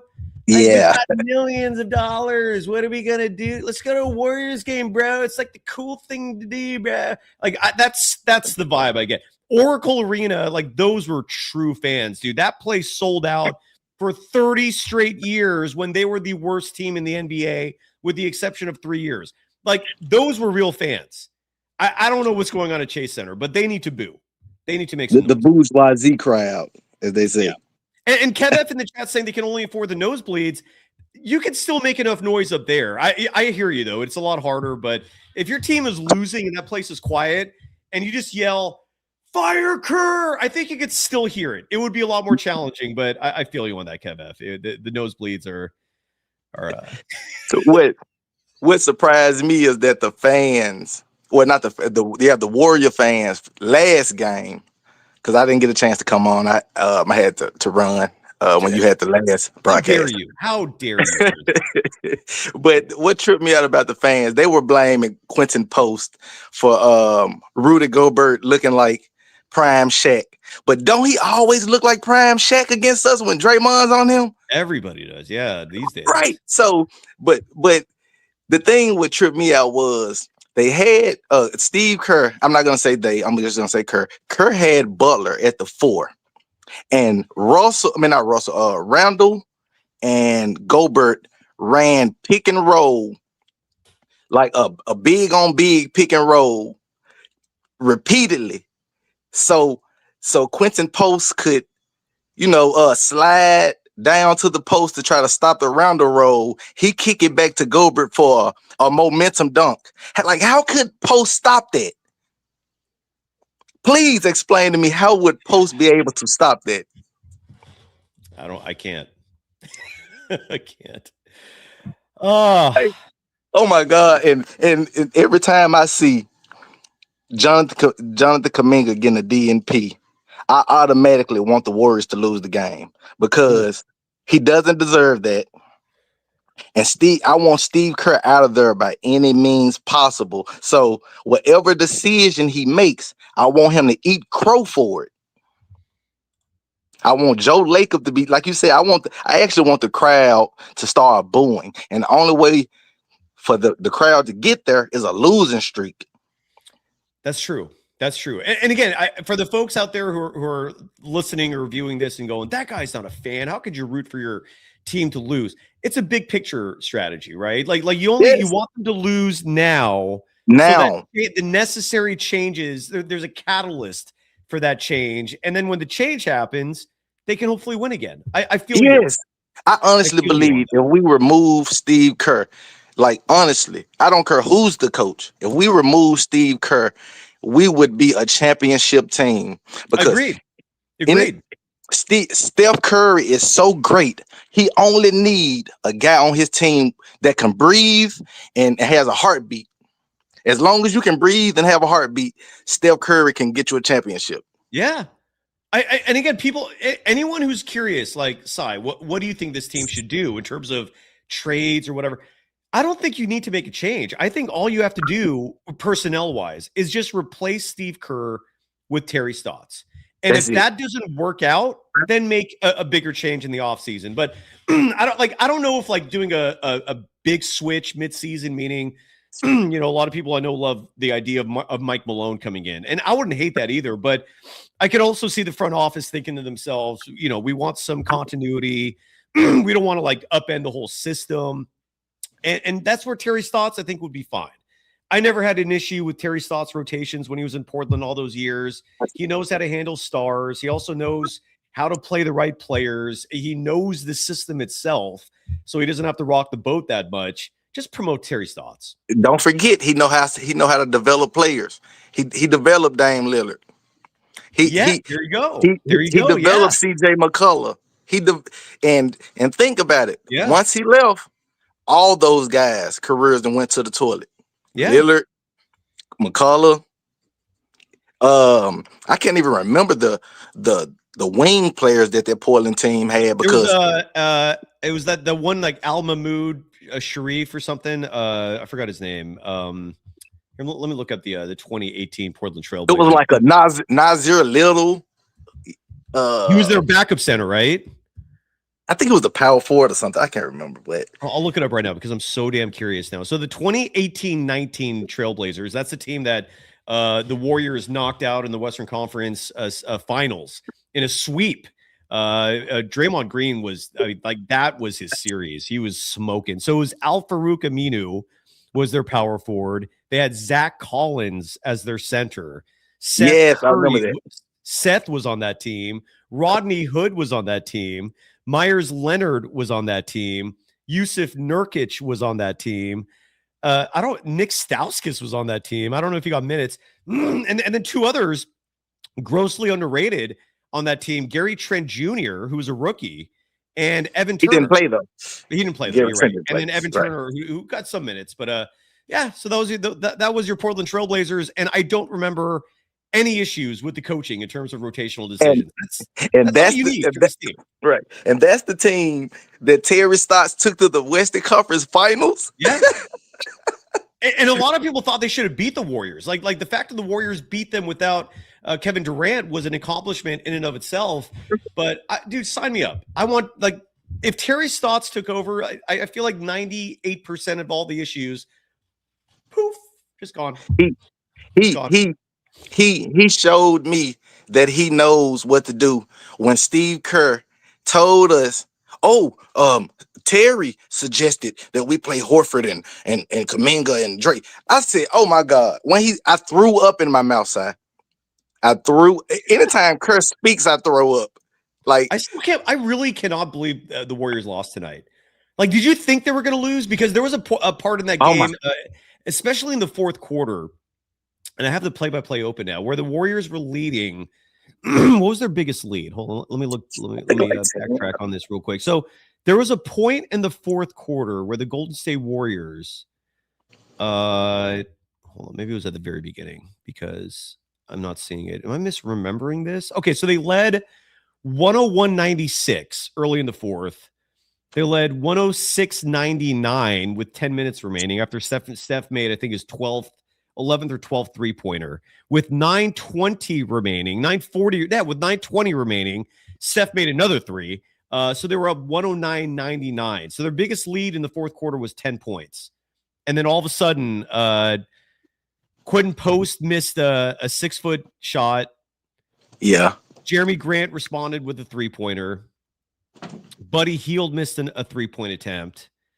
Jeremy Grant made another 3-point. Those Jeremy Grant threes were daggers, dude. And then Steve Kerr panicked at that point. The Warriors were still leading.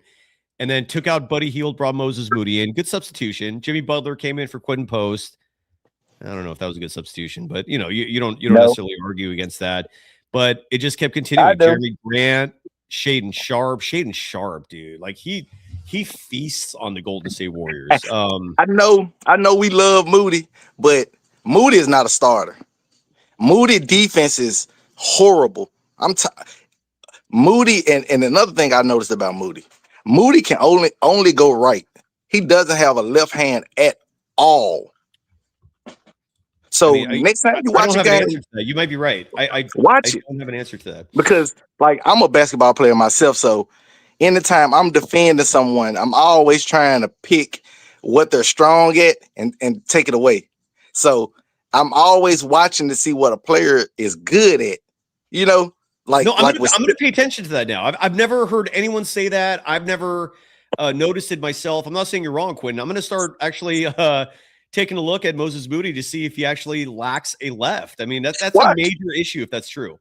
I promise you'll watch. Just watch that.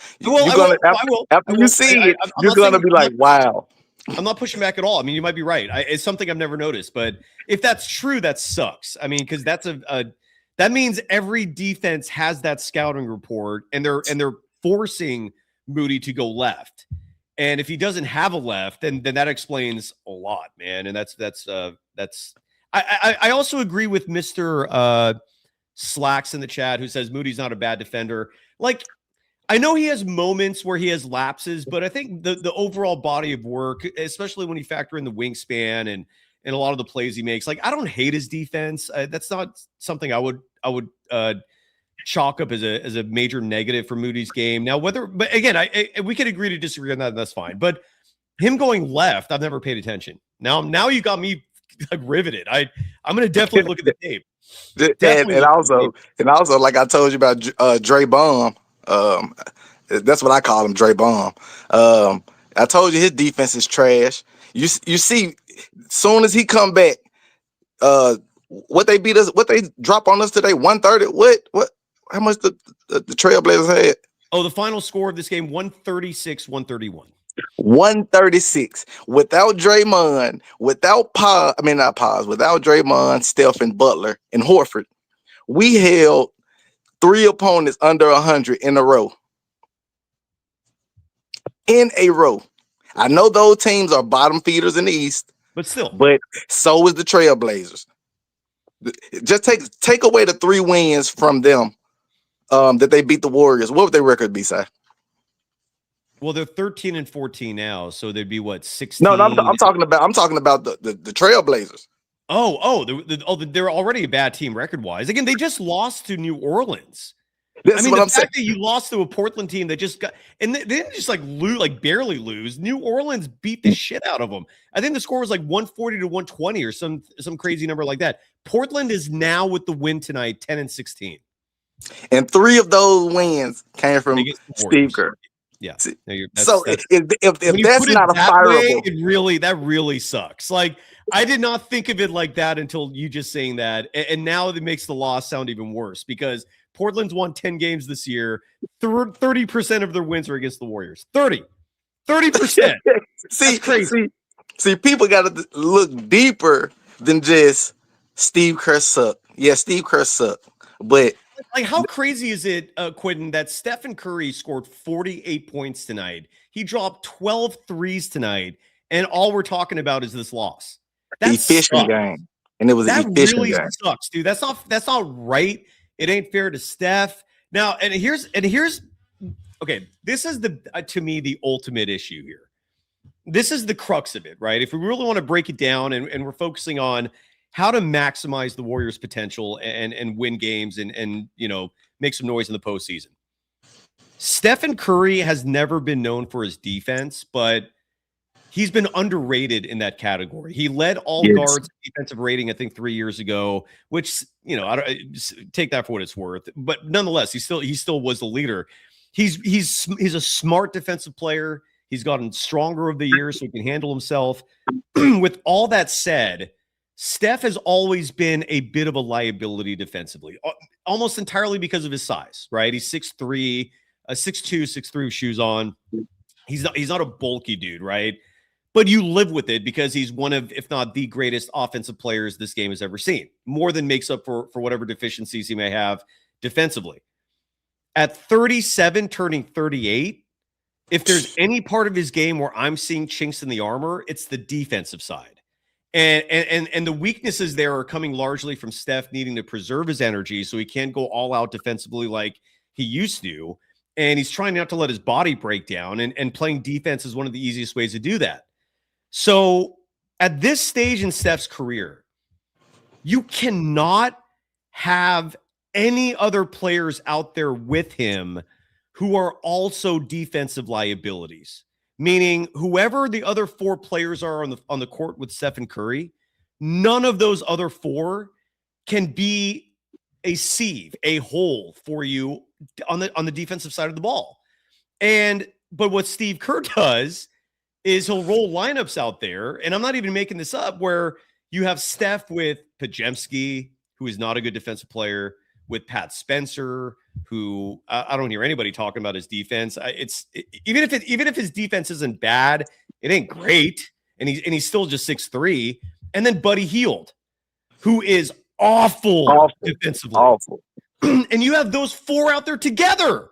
And then the 5th guy can be like, sometimes will be like Quentin Post or Trace Jackson Davis, or he'll go really small. I've seen Jimmy Butler as your small ball center, Draymond Green. God. But you're never going to win games like that. You're never going to have a sustained run of success like that.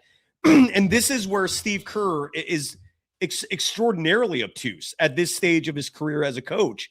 Because if you're not seeing that, like, there is something seriously missing in your brain. Like, how do you not see that your defense A brain is cell. a target for opposing teams night after night? Because you're rolling out the lollipop guild, and Steph at least used to be able to hold his own to a certain extent.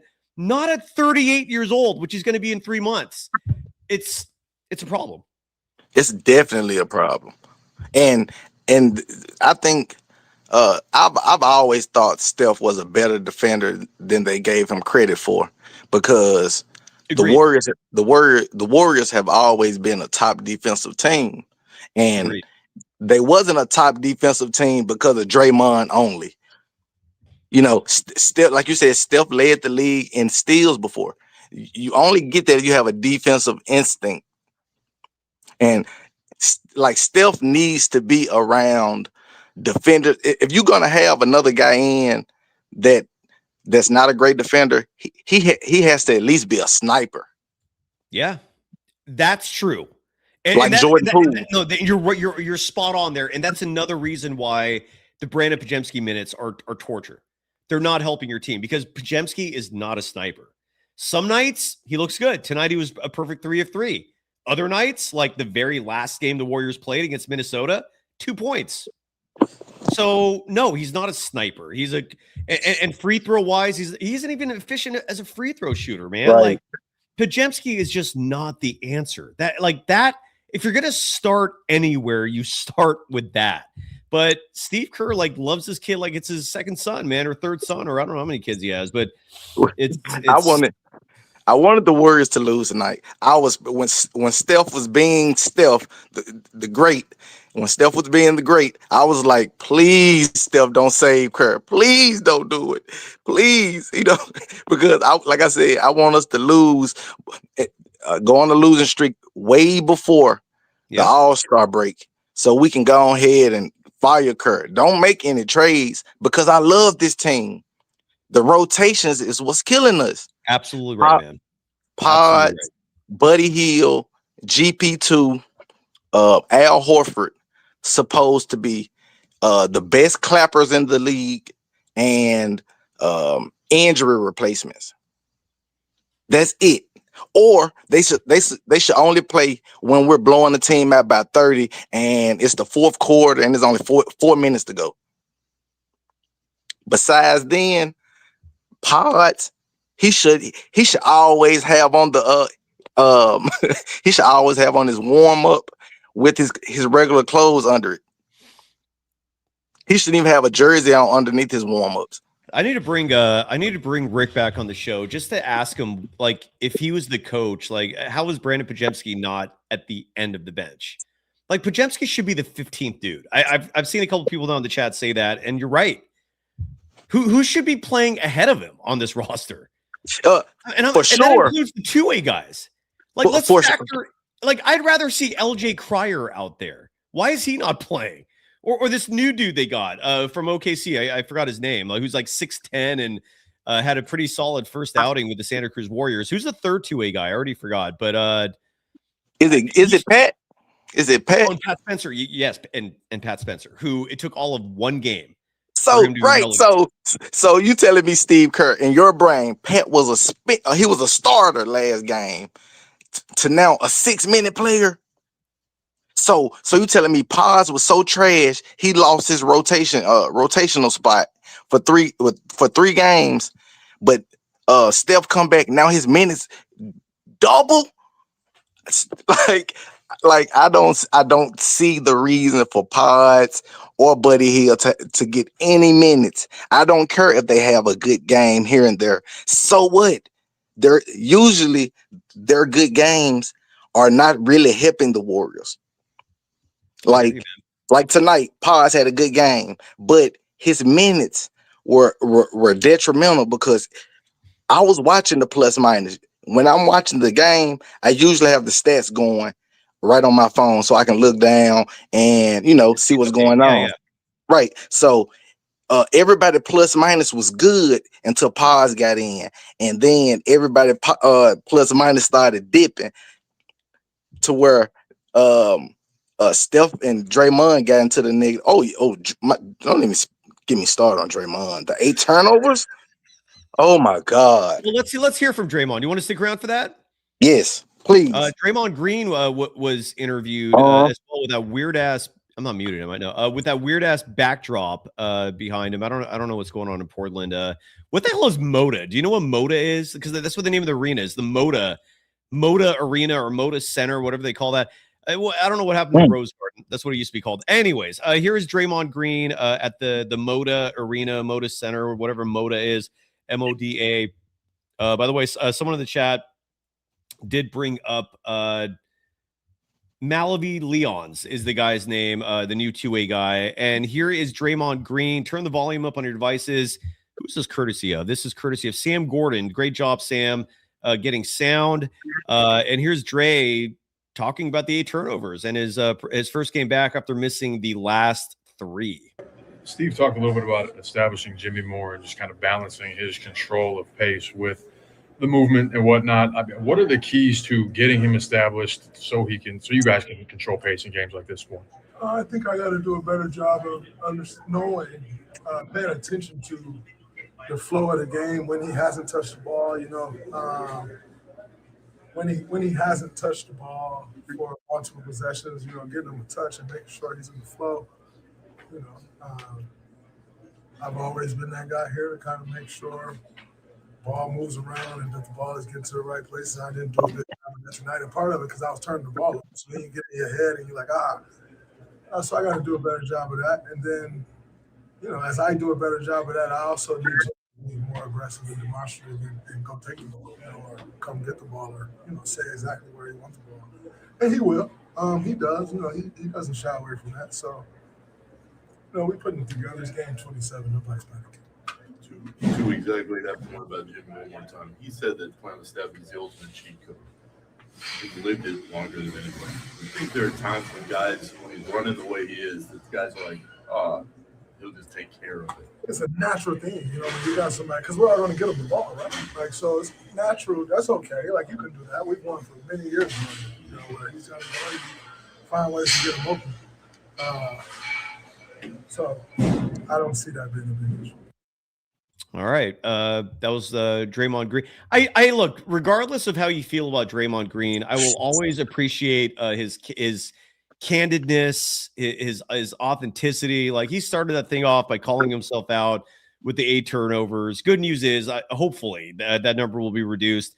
Quentin, you have any thoughts on if Draymond was if Draymond was accountable when Steve Kerr pick the lineups and he tell them to go out there and heat a 5, he should be like, Coach, no. If he was accountable, he should say, Coach, no. Yeah. Like, seriously. Because I've told you. Ever seen an NBA player turn down minutes. That's but I No, hear what you're saying. I'm saying, like, don't put me at the 5. But because I told you Draymond is not a center. I never want to see. Once he got in at the center in this game, I was like, yes, thank you, God. Because I knew we were gonna lose. When you're surrounded by like Kevin Durant and like Andre Iguodala, Klay Thompson, Steph, that you're fine as a center. And again, that's why I still have no clue why Steve Kerr deviated from the lineup in the first 5 games, which looked legit. Like 4-1 was imposing. Like other teams hated it. You need to have lineups out there that the opposing team hates. Not a lineup that makes the other team go, yeah, like that's not the right way to go. Like, and that's all Steve Kerr does. He just makes what I don't understand. Yeah, what I don't understand, Sai, is why anytime the Warriors lose, is always Kuminga's fault. In Steve Kerr's brain and the crazy fan base, like, it's always Kuminga's fault. No matter his rotations. Because he never put Kuminga in a position to win. Steve talked a little bit about. He never run plays for Kuminga to score off back cuts, which I think should be his bread and butter. Or he doesn't let Kuminga post up and go, low post like he used to do with Wiggins. Yeah, I think Kuminga would thrive in that role. Yeah. But Steve Kerr don't want to win. Steve Kerr want his philosophy to be the reason for winning, but it's biting him in his ass right now. Real quick before you go, Quentin, and we'll bring Chardol on and finish up the show. What are your thoughts on Jimmy Butler, man? Like, because a game like tonight, I have not agreed with a lot of his skeptics saying that he hasn't been playing well recently. I've not agreed with that. I think he's just been doing the best he can given the circumstances. Tonight's a slightly different story. I thought he was off his game a little bit, slightly underperformed, did not bring the aggression that I thought they needed. How are you feeling about Jimmy Butler? I think Jimmy's had a great season. To be honest, he's had games where he could have stepped up a little bit more, but the only things holding Jimmy back is, once again, Steve Kerr playing him at the power forward.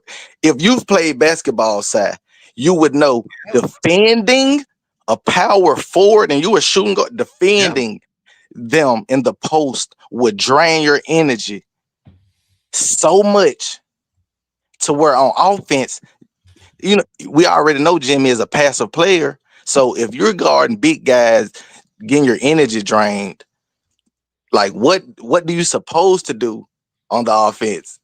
Like that's the reason Draymond back is always hurting, and because he's trying to stop big guys like Klingon and Steven Adams from, that's a lot of muscle, that's a lot of weight. It is, man. So you speak truth. You speak truth, Quentin. Thank you, Sad man. I love your show. Dude, this is how much I disappointed myself. I was about to say, at least it's Saturday. Have a good, and I'm like, well, shit, it's Sunday. God damn it, man. That's like oh, what a bummer. Quentin, love you, man. You always bring it. Have a great night. All right. Thank you. You too, man. Appreciate you, brother. And last but not least, and let me get the music set up, and we'll do the scoreboard and call it a night. Let me get our typical scoreboard tunes. Coming to you live from the strip club, Chastity. Come on down. Is the music playing? There it is. I have a new open for our closer. I'm a stay-at-home son.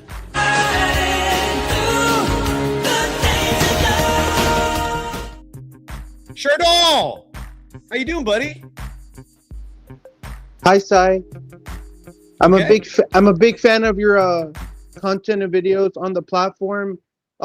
as a Portland Trailblazers take down the Golden State Warriors by a final score of 136-131, and they spoiled Stephen Curry's memorable shooting performance as he finished the game with 48 points, 16 of 26 from the field, and 12 of 19 from three. More importantly, how do you like your new open? Stay at home, son.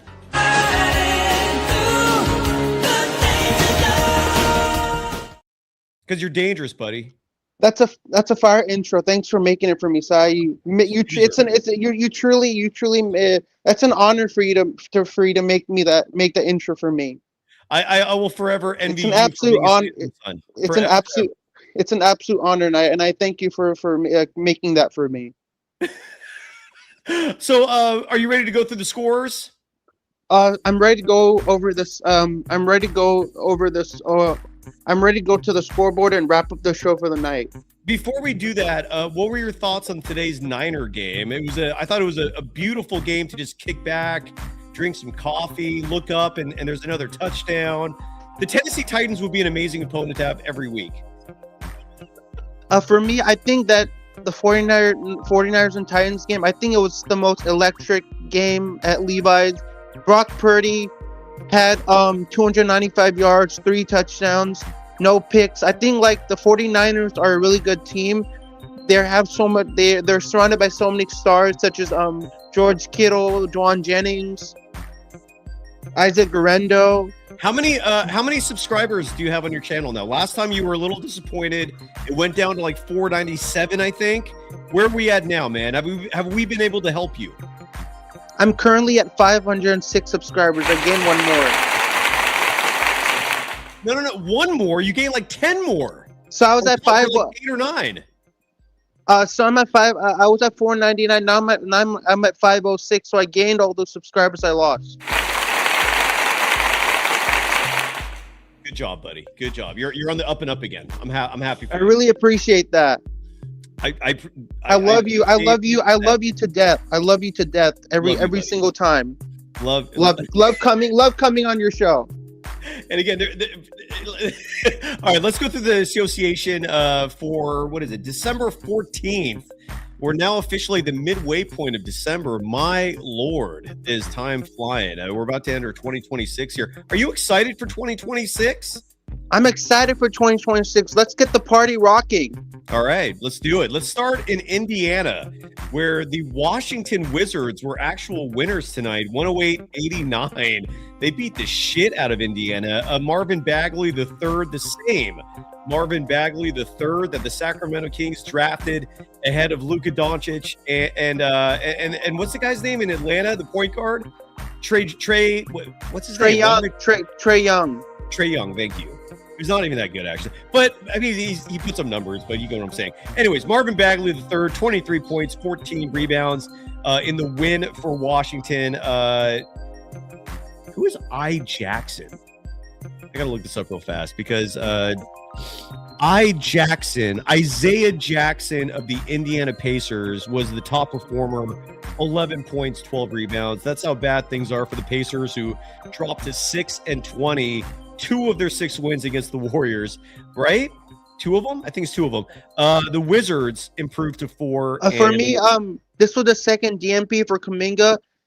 Steve Kerr should get fired immediately from this team because he's not giving Jonathan Kuminga enough minutes. I mean, like, is it the third DMP for Kuminga?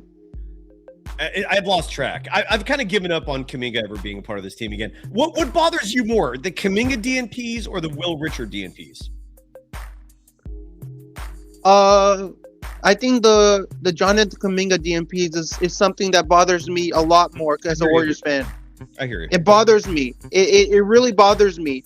Something should change. This organization, something has to change in the organization right now. Because if nothing changes in the organization right now, this whole thing is gonna spiral out of control, and nobody's gonna be able to stop it. And I don't like that because I never like things to spiral out of control where everybody's trying to do everything to stop it, but like nobody can stop it because like it's just like out of everybody's control. It's frustrating. The Charlotte Hornets, 119-111 winners tonight, beating the Cleveland Cavaliers in Cleveland. There's something really amiss with the Cavaliers. Kneppel, 29 points in the win for Charlotte, who improves to 8-18. Darius Garland, 26 points, 9 assists in the loss for a Cleveland Cavaliers team that drops to 15-12 on the year. For me, I can't believe it that the Cavs will lose to an 8-18 team. Like, how would the Hornets have the worst record? How would the Cavaliers lose to a team that has the worst record in the NBA right now? I don't know. Something is very amiss there. Can you please explain to me how a team would lose to a team who has an 8-18 record? That's the worst record. They're not going to make it to the finals. They're not going to make it clinch a playoff berth. Nothing. I don't get it either. We talked about that earlier. The Cleveland Cavaliers are they're off. The Atlanta Hawks, winners at home tonight, 120-117 over the Philadelphia 76ers. Atlanta improves to 15-12. Philly drops to 14-11. Dyson Daniels, 27 points, 10 rebounds in the win for the Hawks. Paul George, 35 points in the loss for Philly. The Milwaukee Bucks, they continue spiraling. They lost at Brooklyn. A lot of bad teams getting wins tonight. Brooklyn 127-82. Winners tonight over Milwaukee. Brooklyn improves to 7-18. Milwaukee drops to 11-16. And there's another dude I've never heard of before who's considered a top performer by ESPN. His name is, for the Brooklyn Nets, what the hell is this guy's name? Igor Demin. Have you ever heard of this guy before? I've never heard of this man's name before. Igor Demin. He's only 19 years old. He was the team's number 8 pick. And he was the top performer, scoring 17 points, grabbing 3 boards for the Brooklyn Nets. Gary Trent Jr., whose name we mentioned earlier when he was a rookie with Portland, dropped 20 points in the loss for Milwaukee. Another bad team won tonight. That is the New Orleans Pelicans, 114-104 winners over the Chicago Bulls and their Saatsaz and Ditka. The Pelicans improved to 5-22. The Bulls dropped to 10-15. Trey Murphy, the third, who's going to be with the Warriors soon. I'm kidding, maybe. 20 points, 10 rebounds in the win. Kobe White, 20 points in the loss. Shardal, does Trey Murphy the third sound good to you as a Let me give you this trade proposal and tell me if you agree with this trade or not. I'm listening. Trey Murphy to the Warriors, Jonathan Kuminga to the Pelicans. Would you agree with that trade? I mean, I wouldn't hate it. I mean, would you agree with it if it happened? Would you agree with it? You mean if I was hypothetically the GM? Yeah, would Kuminga to the Pelicans and then Trey Murphy to the Warriors. Would you agree with that trade? Would that be a blockbuster trade if it went down? It would be a blockbuster trade, yes. I mean, if it went down, would it be like fast? Would it be surprised a lot of people to see Trey Murphy playing wearing a Warriors uniform, while Kuminga not wearing a Warriors uniform is in a Pelicans uniform? That'd be weird. But the Warriors got to do something, right? If they're not going to get rid of their coach. What is I mean, what like are your when thoughts on? I was watching the game today, it was very straight. It was very very unusual to see Thiago Splitter as the coach and Chauncey Billups, the whole hot water scandal that he got involved with. But I think he's doing great with Portland right now. Thiago Splitter, stepping in very last minute. What are your thoughts on Anna Angelo saying, "I'd much rather the Warriors trade Draymond Green or Jordan Poole"? I don't agree. I highly disagree with that comment, Anna Angelo. I want to keep Draymond Green because he's the heart and soul of this team. I don't want to see him go. So I don't agree with that trade. So I don't agree with that at all. Elsewhere in the association, Shardal, did you watch this thriller of a game tonight? The LA Lakers were in Phoenix. This is Golden State's next opponent. Thursday night, they're in Phoenix. And the Lakers pulling away on 2 late game free throws by LeBron James. 116-114 winners over the Suns. DeAndre Ayton, 20 points, 13 rebounds. So in the Lakers and Suns game, there was a controversial issue. Did you see LeBron James shoved Dylan Brooks, and then Dylan Brooks got a little upset over it, and he shoved back into LeBron, and he got in his face. And Dylan Brooks is the type of player who has no expression. Like, he is the most selfish player that I've seen. That's why when he was on the Grizzlies, I wanted him to trade him from the Grizzlies everywhere, because he's the most senseless player that I've ever seen. He has no expression on his face. Somebody says something to him, he just like shoves them like, what are you talking to me about? Get out of my face. He's that type of athlete. I'm just curious to know what he's a villain. He's a villain. That's why when I went. But I want to know, Shardal, what Dylan Brooks said to LeBron that got him so pissed off. He's LeBron a villain. He's a was villain. Shoving a ref. He was so furious, and of course he got away with it. So the Lakers improved this 18-7. The Suns dropped to 14-12. Devin Booker 27.6 rebounds, 7 assists in the loss. And last, and maybe least, maybe not, the Minnesota Timberwolves taking care of business at home against the Sacramento Kings.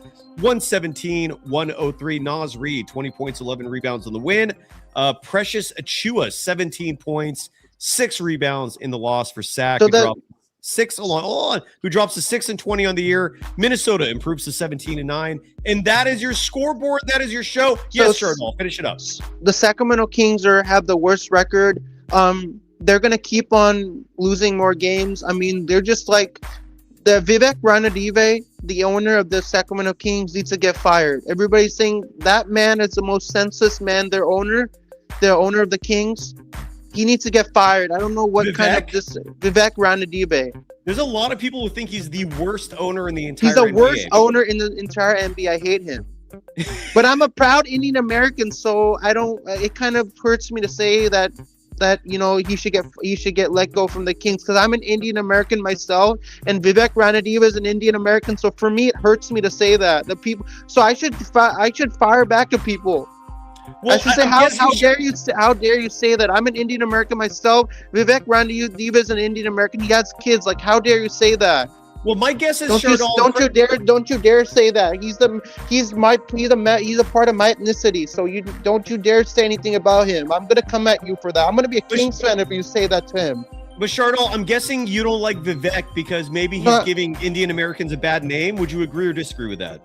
I disagree, but if people say bad things about him, I'm gonna snap back at people. How dare you make somebody who's of Indian American ancestry, and I'm an Indian American myself. How dare you say that about him? Stop saying that about him. Leave him alone. Leave him alone. Racism is bad, period. Okay? Forget about leave him alone. He didn't do anything wrong. Leave that man alone. Well, but Shardal, like a minute ago, you were saying he's the worst owner and you hate him. Now you're saying leave him alone? But for me, because I'm an Indian American, so for me, I like supporting people who are also the same ancestry as I am. Okay. So it's kind of a hard decision to say, is he the best owner or the worst owner? It's kind of hard to make the decision. I guess I'll make the decision way down the road. I think we could safely say he's a bad owner without bringing his ethnicity into Don't bring ancestry into anything. Exactly. That's when my parents, when they talk to somebody, they say, do not bring people's ancestry into the question. Just leave that out of the picture. Wise advice. And they'll smack if you bring somebody's ancestry up in conversation, they'll smack you. They'll say, like, how dare you bring my ancestry in the picture? Like, don't do that. Shardal, why does India and Pakistan have such a heated relationship? I don't know, because of the Indo-Pakistani war. I took that in world history. Why did they go to war? What was the war about? I don't know. Maybe either. they said they had a hostile conflict with each other. Let's hear. Hold on. Let's hear. So I won't be. Stay at home, son.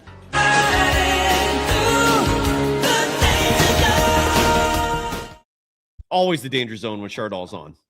So I won't be able to join the show on this. I'll join what? Say again. I'll join the show on the 16th. With Mark Haynes on the I-80 crossover, but I won't be able to join the show on the 18th on the 18th of December and the 20th of December. I won't be joining the show because I'll be at a Shark. You. I'm kidding. Sorry, you set it up. I won't join the show on the 18th and the 20th of December. Are you going to be traveling? What's going on? No, I'm going to the Sharks game. Oh, have fun. So I won't be joining, but have fun. But I'll give you my score prediction for the Warriors and Suns game. I'm saying sounds good. Warriors 145, Suns 115. Stephen Curry with Stephen Curry is gonna have 48 points. Wait a second. Chardal, Val is saying you have a date with Taylor Rooks. 7 of 15, 10 of 15 from the field, and 8 of 10 from 3 for Steph Curry. He's gonna drop that. He's gonna have another marvelous shooting performance when they go up against the Suns in Phoenix. Thank you, everybody, for joining us tonight. Another disappointing loss. So we'll see you our next show. We're going to be off tomorrow unless something happens, right? Like if Steve I'll see you on Tuesday. But Mark Haynes will join. And I will do a Tuesday night I-80 crossover. Chardal will be our closer for that show. And then Thursday night it's Warriors and Suns. And Chardal, I don't know if you're familiar with the guy who runs the Awful Coaching a YouTube account. His real name is Donald Hadesman, and hopefully I'll get that confirmed soon. And LJ Cryer, I've not given up on him either. So viewers, make sure to click the like button, smash the subscribe button, ring that notification bell for Golden Days in reference to the 1993 Matthew McConaughey movie Dazed and Confused. And also subscribe to the SGS Sports channel. I'm at 506 subscribers. I'm just 94 subs away from 600. So make sure to follow my content. Make sure to stay updated when I post another video. Make sure to tell your viewers to turn on their notifications so they're notified next time I post another video. But I love coming on your show. I like all the content that you make on the channel. I'll definitely see you on Tuesday for the I-80 crossover with you and Mark Haynes, and I'll be the closer. And I'll be the closer for that show. Sounds good, buddy. Have a great night, Chardal. Thank you. Hey, was that my best call? Was that my best call so far?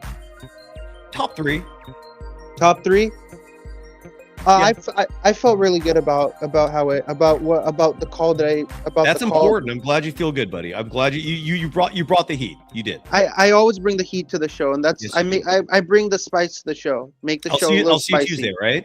I'll see you Tuesday for the I-80 cross with Mark Haynes. But I hope you have a great rest of your night. Final score: Thunder 136, Warriors 131. No. That makes sense. No. Good night, everybody. No.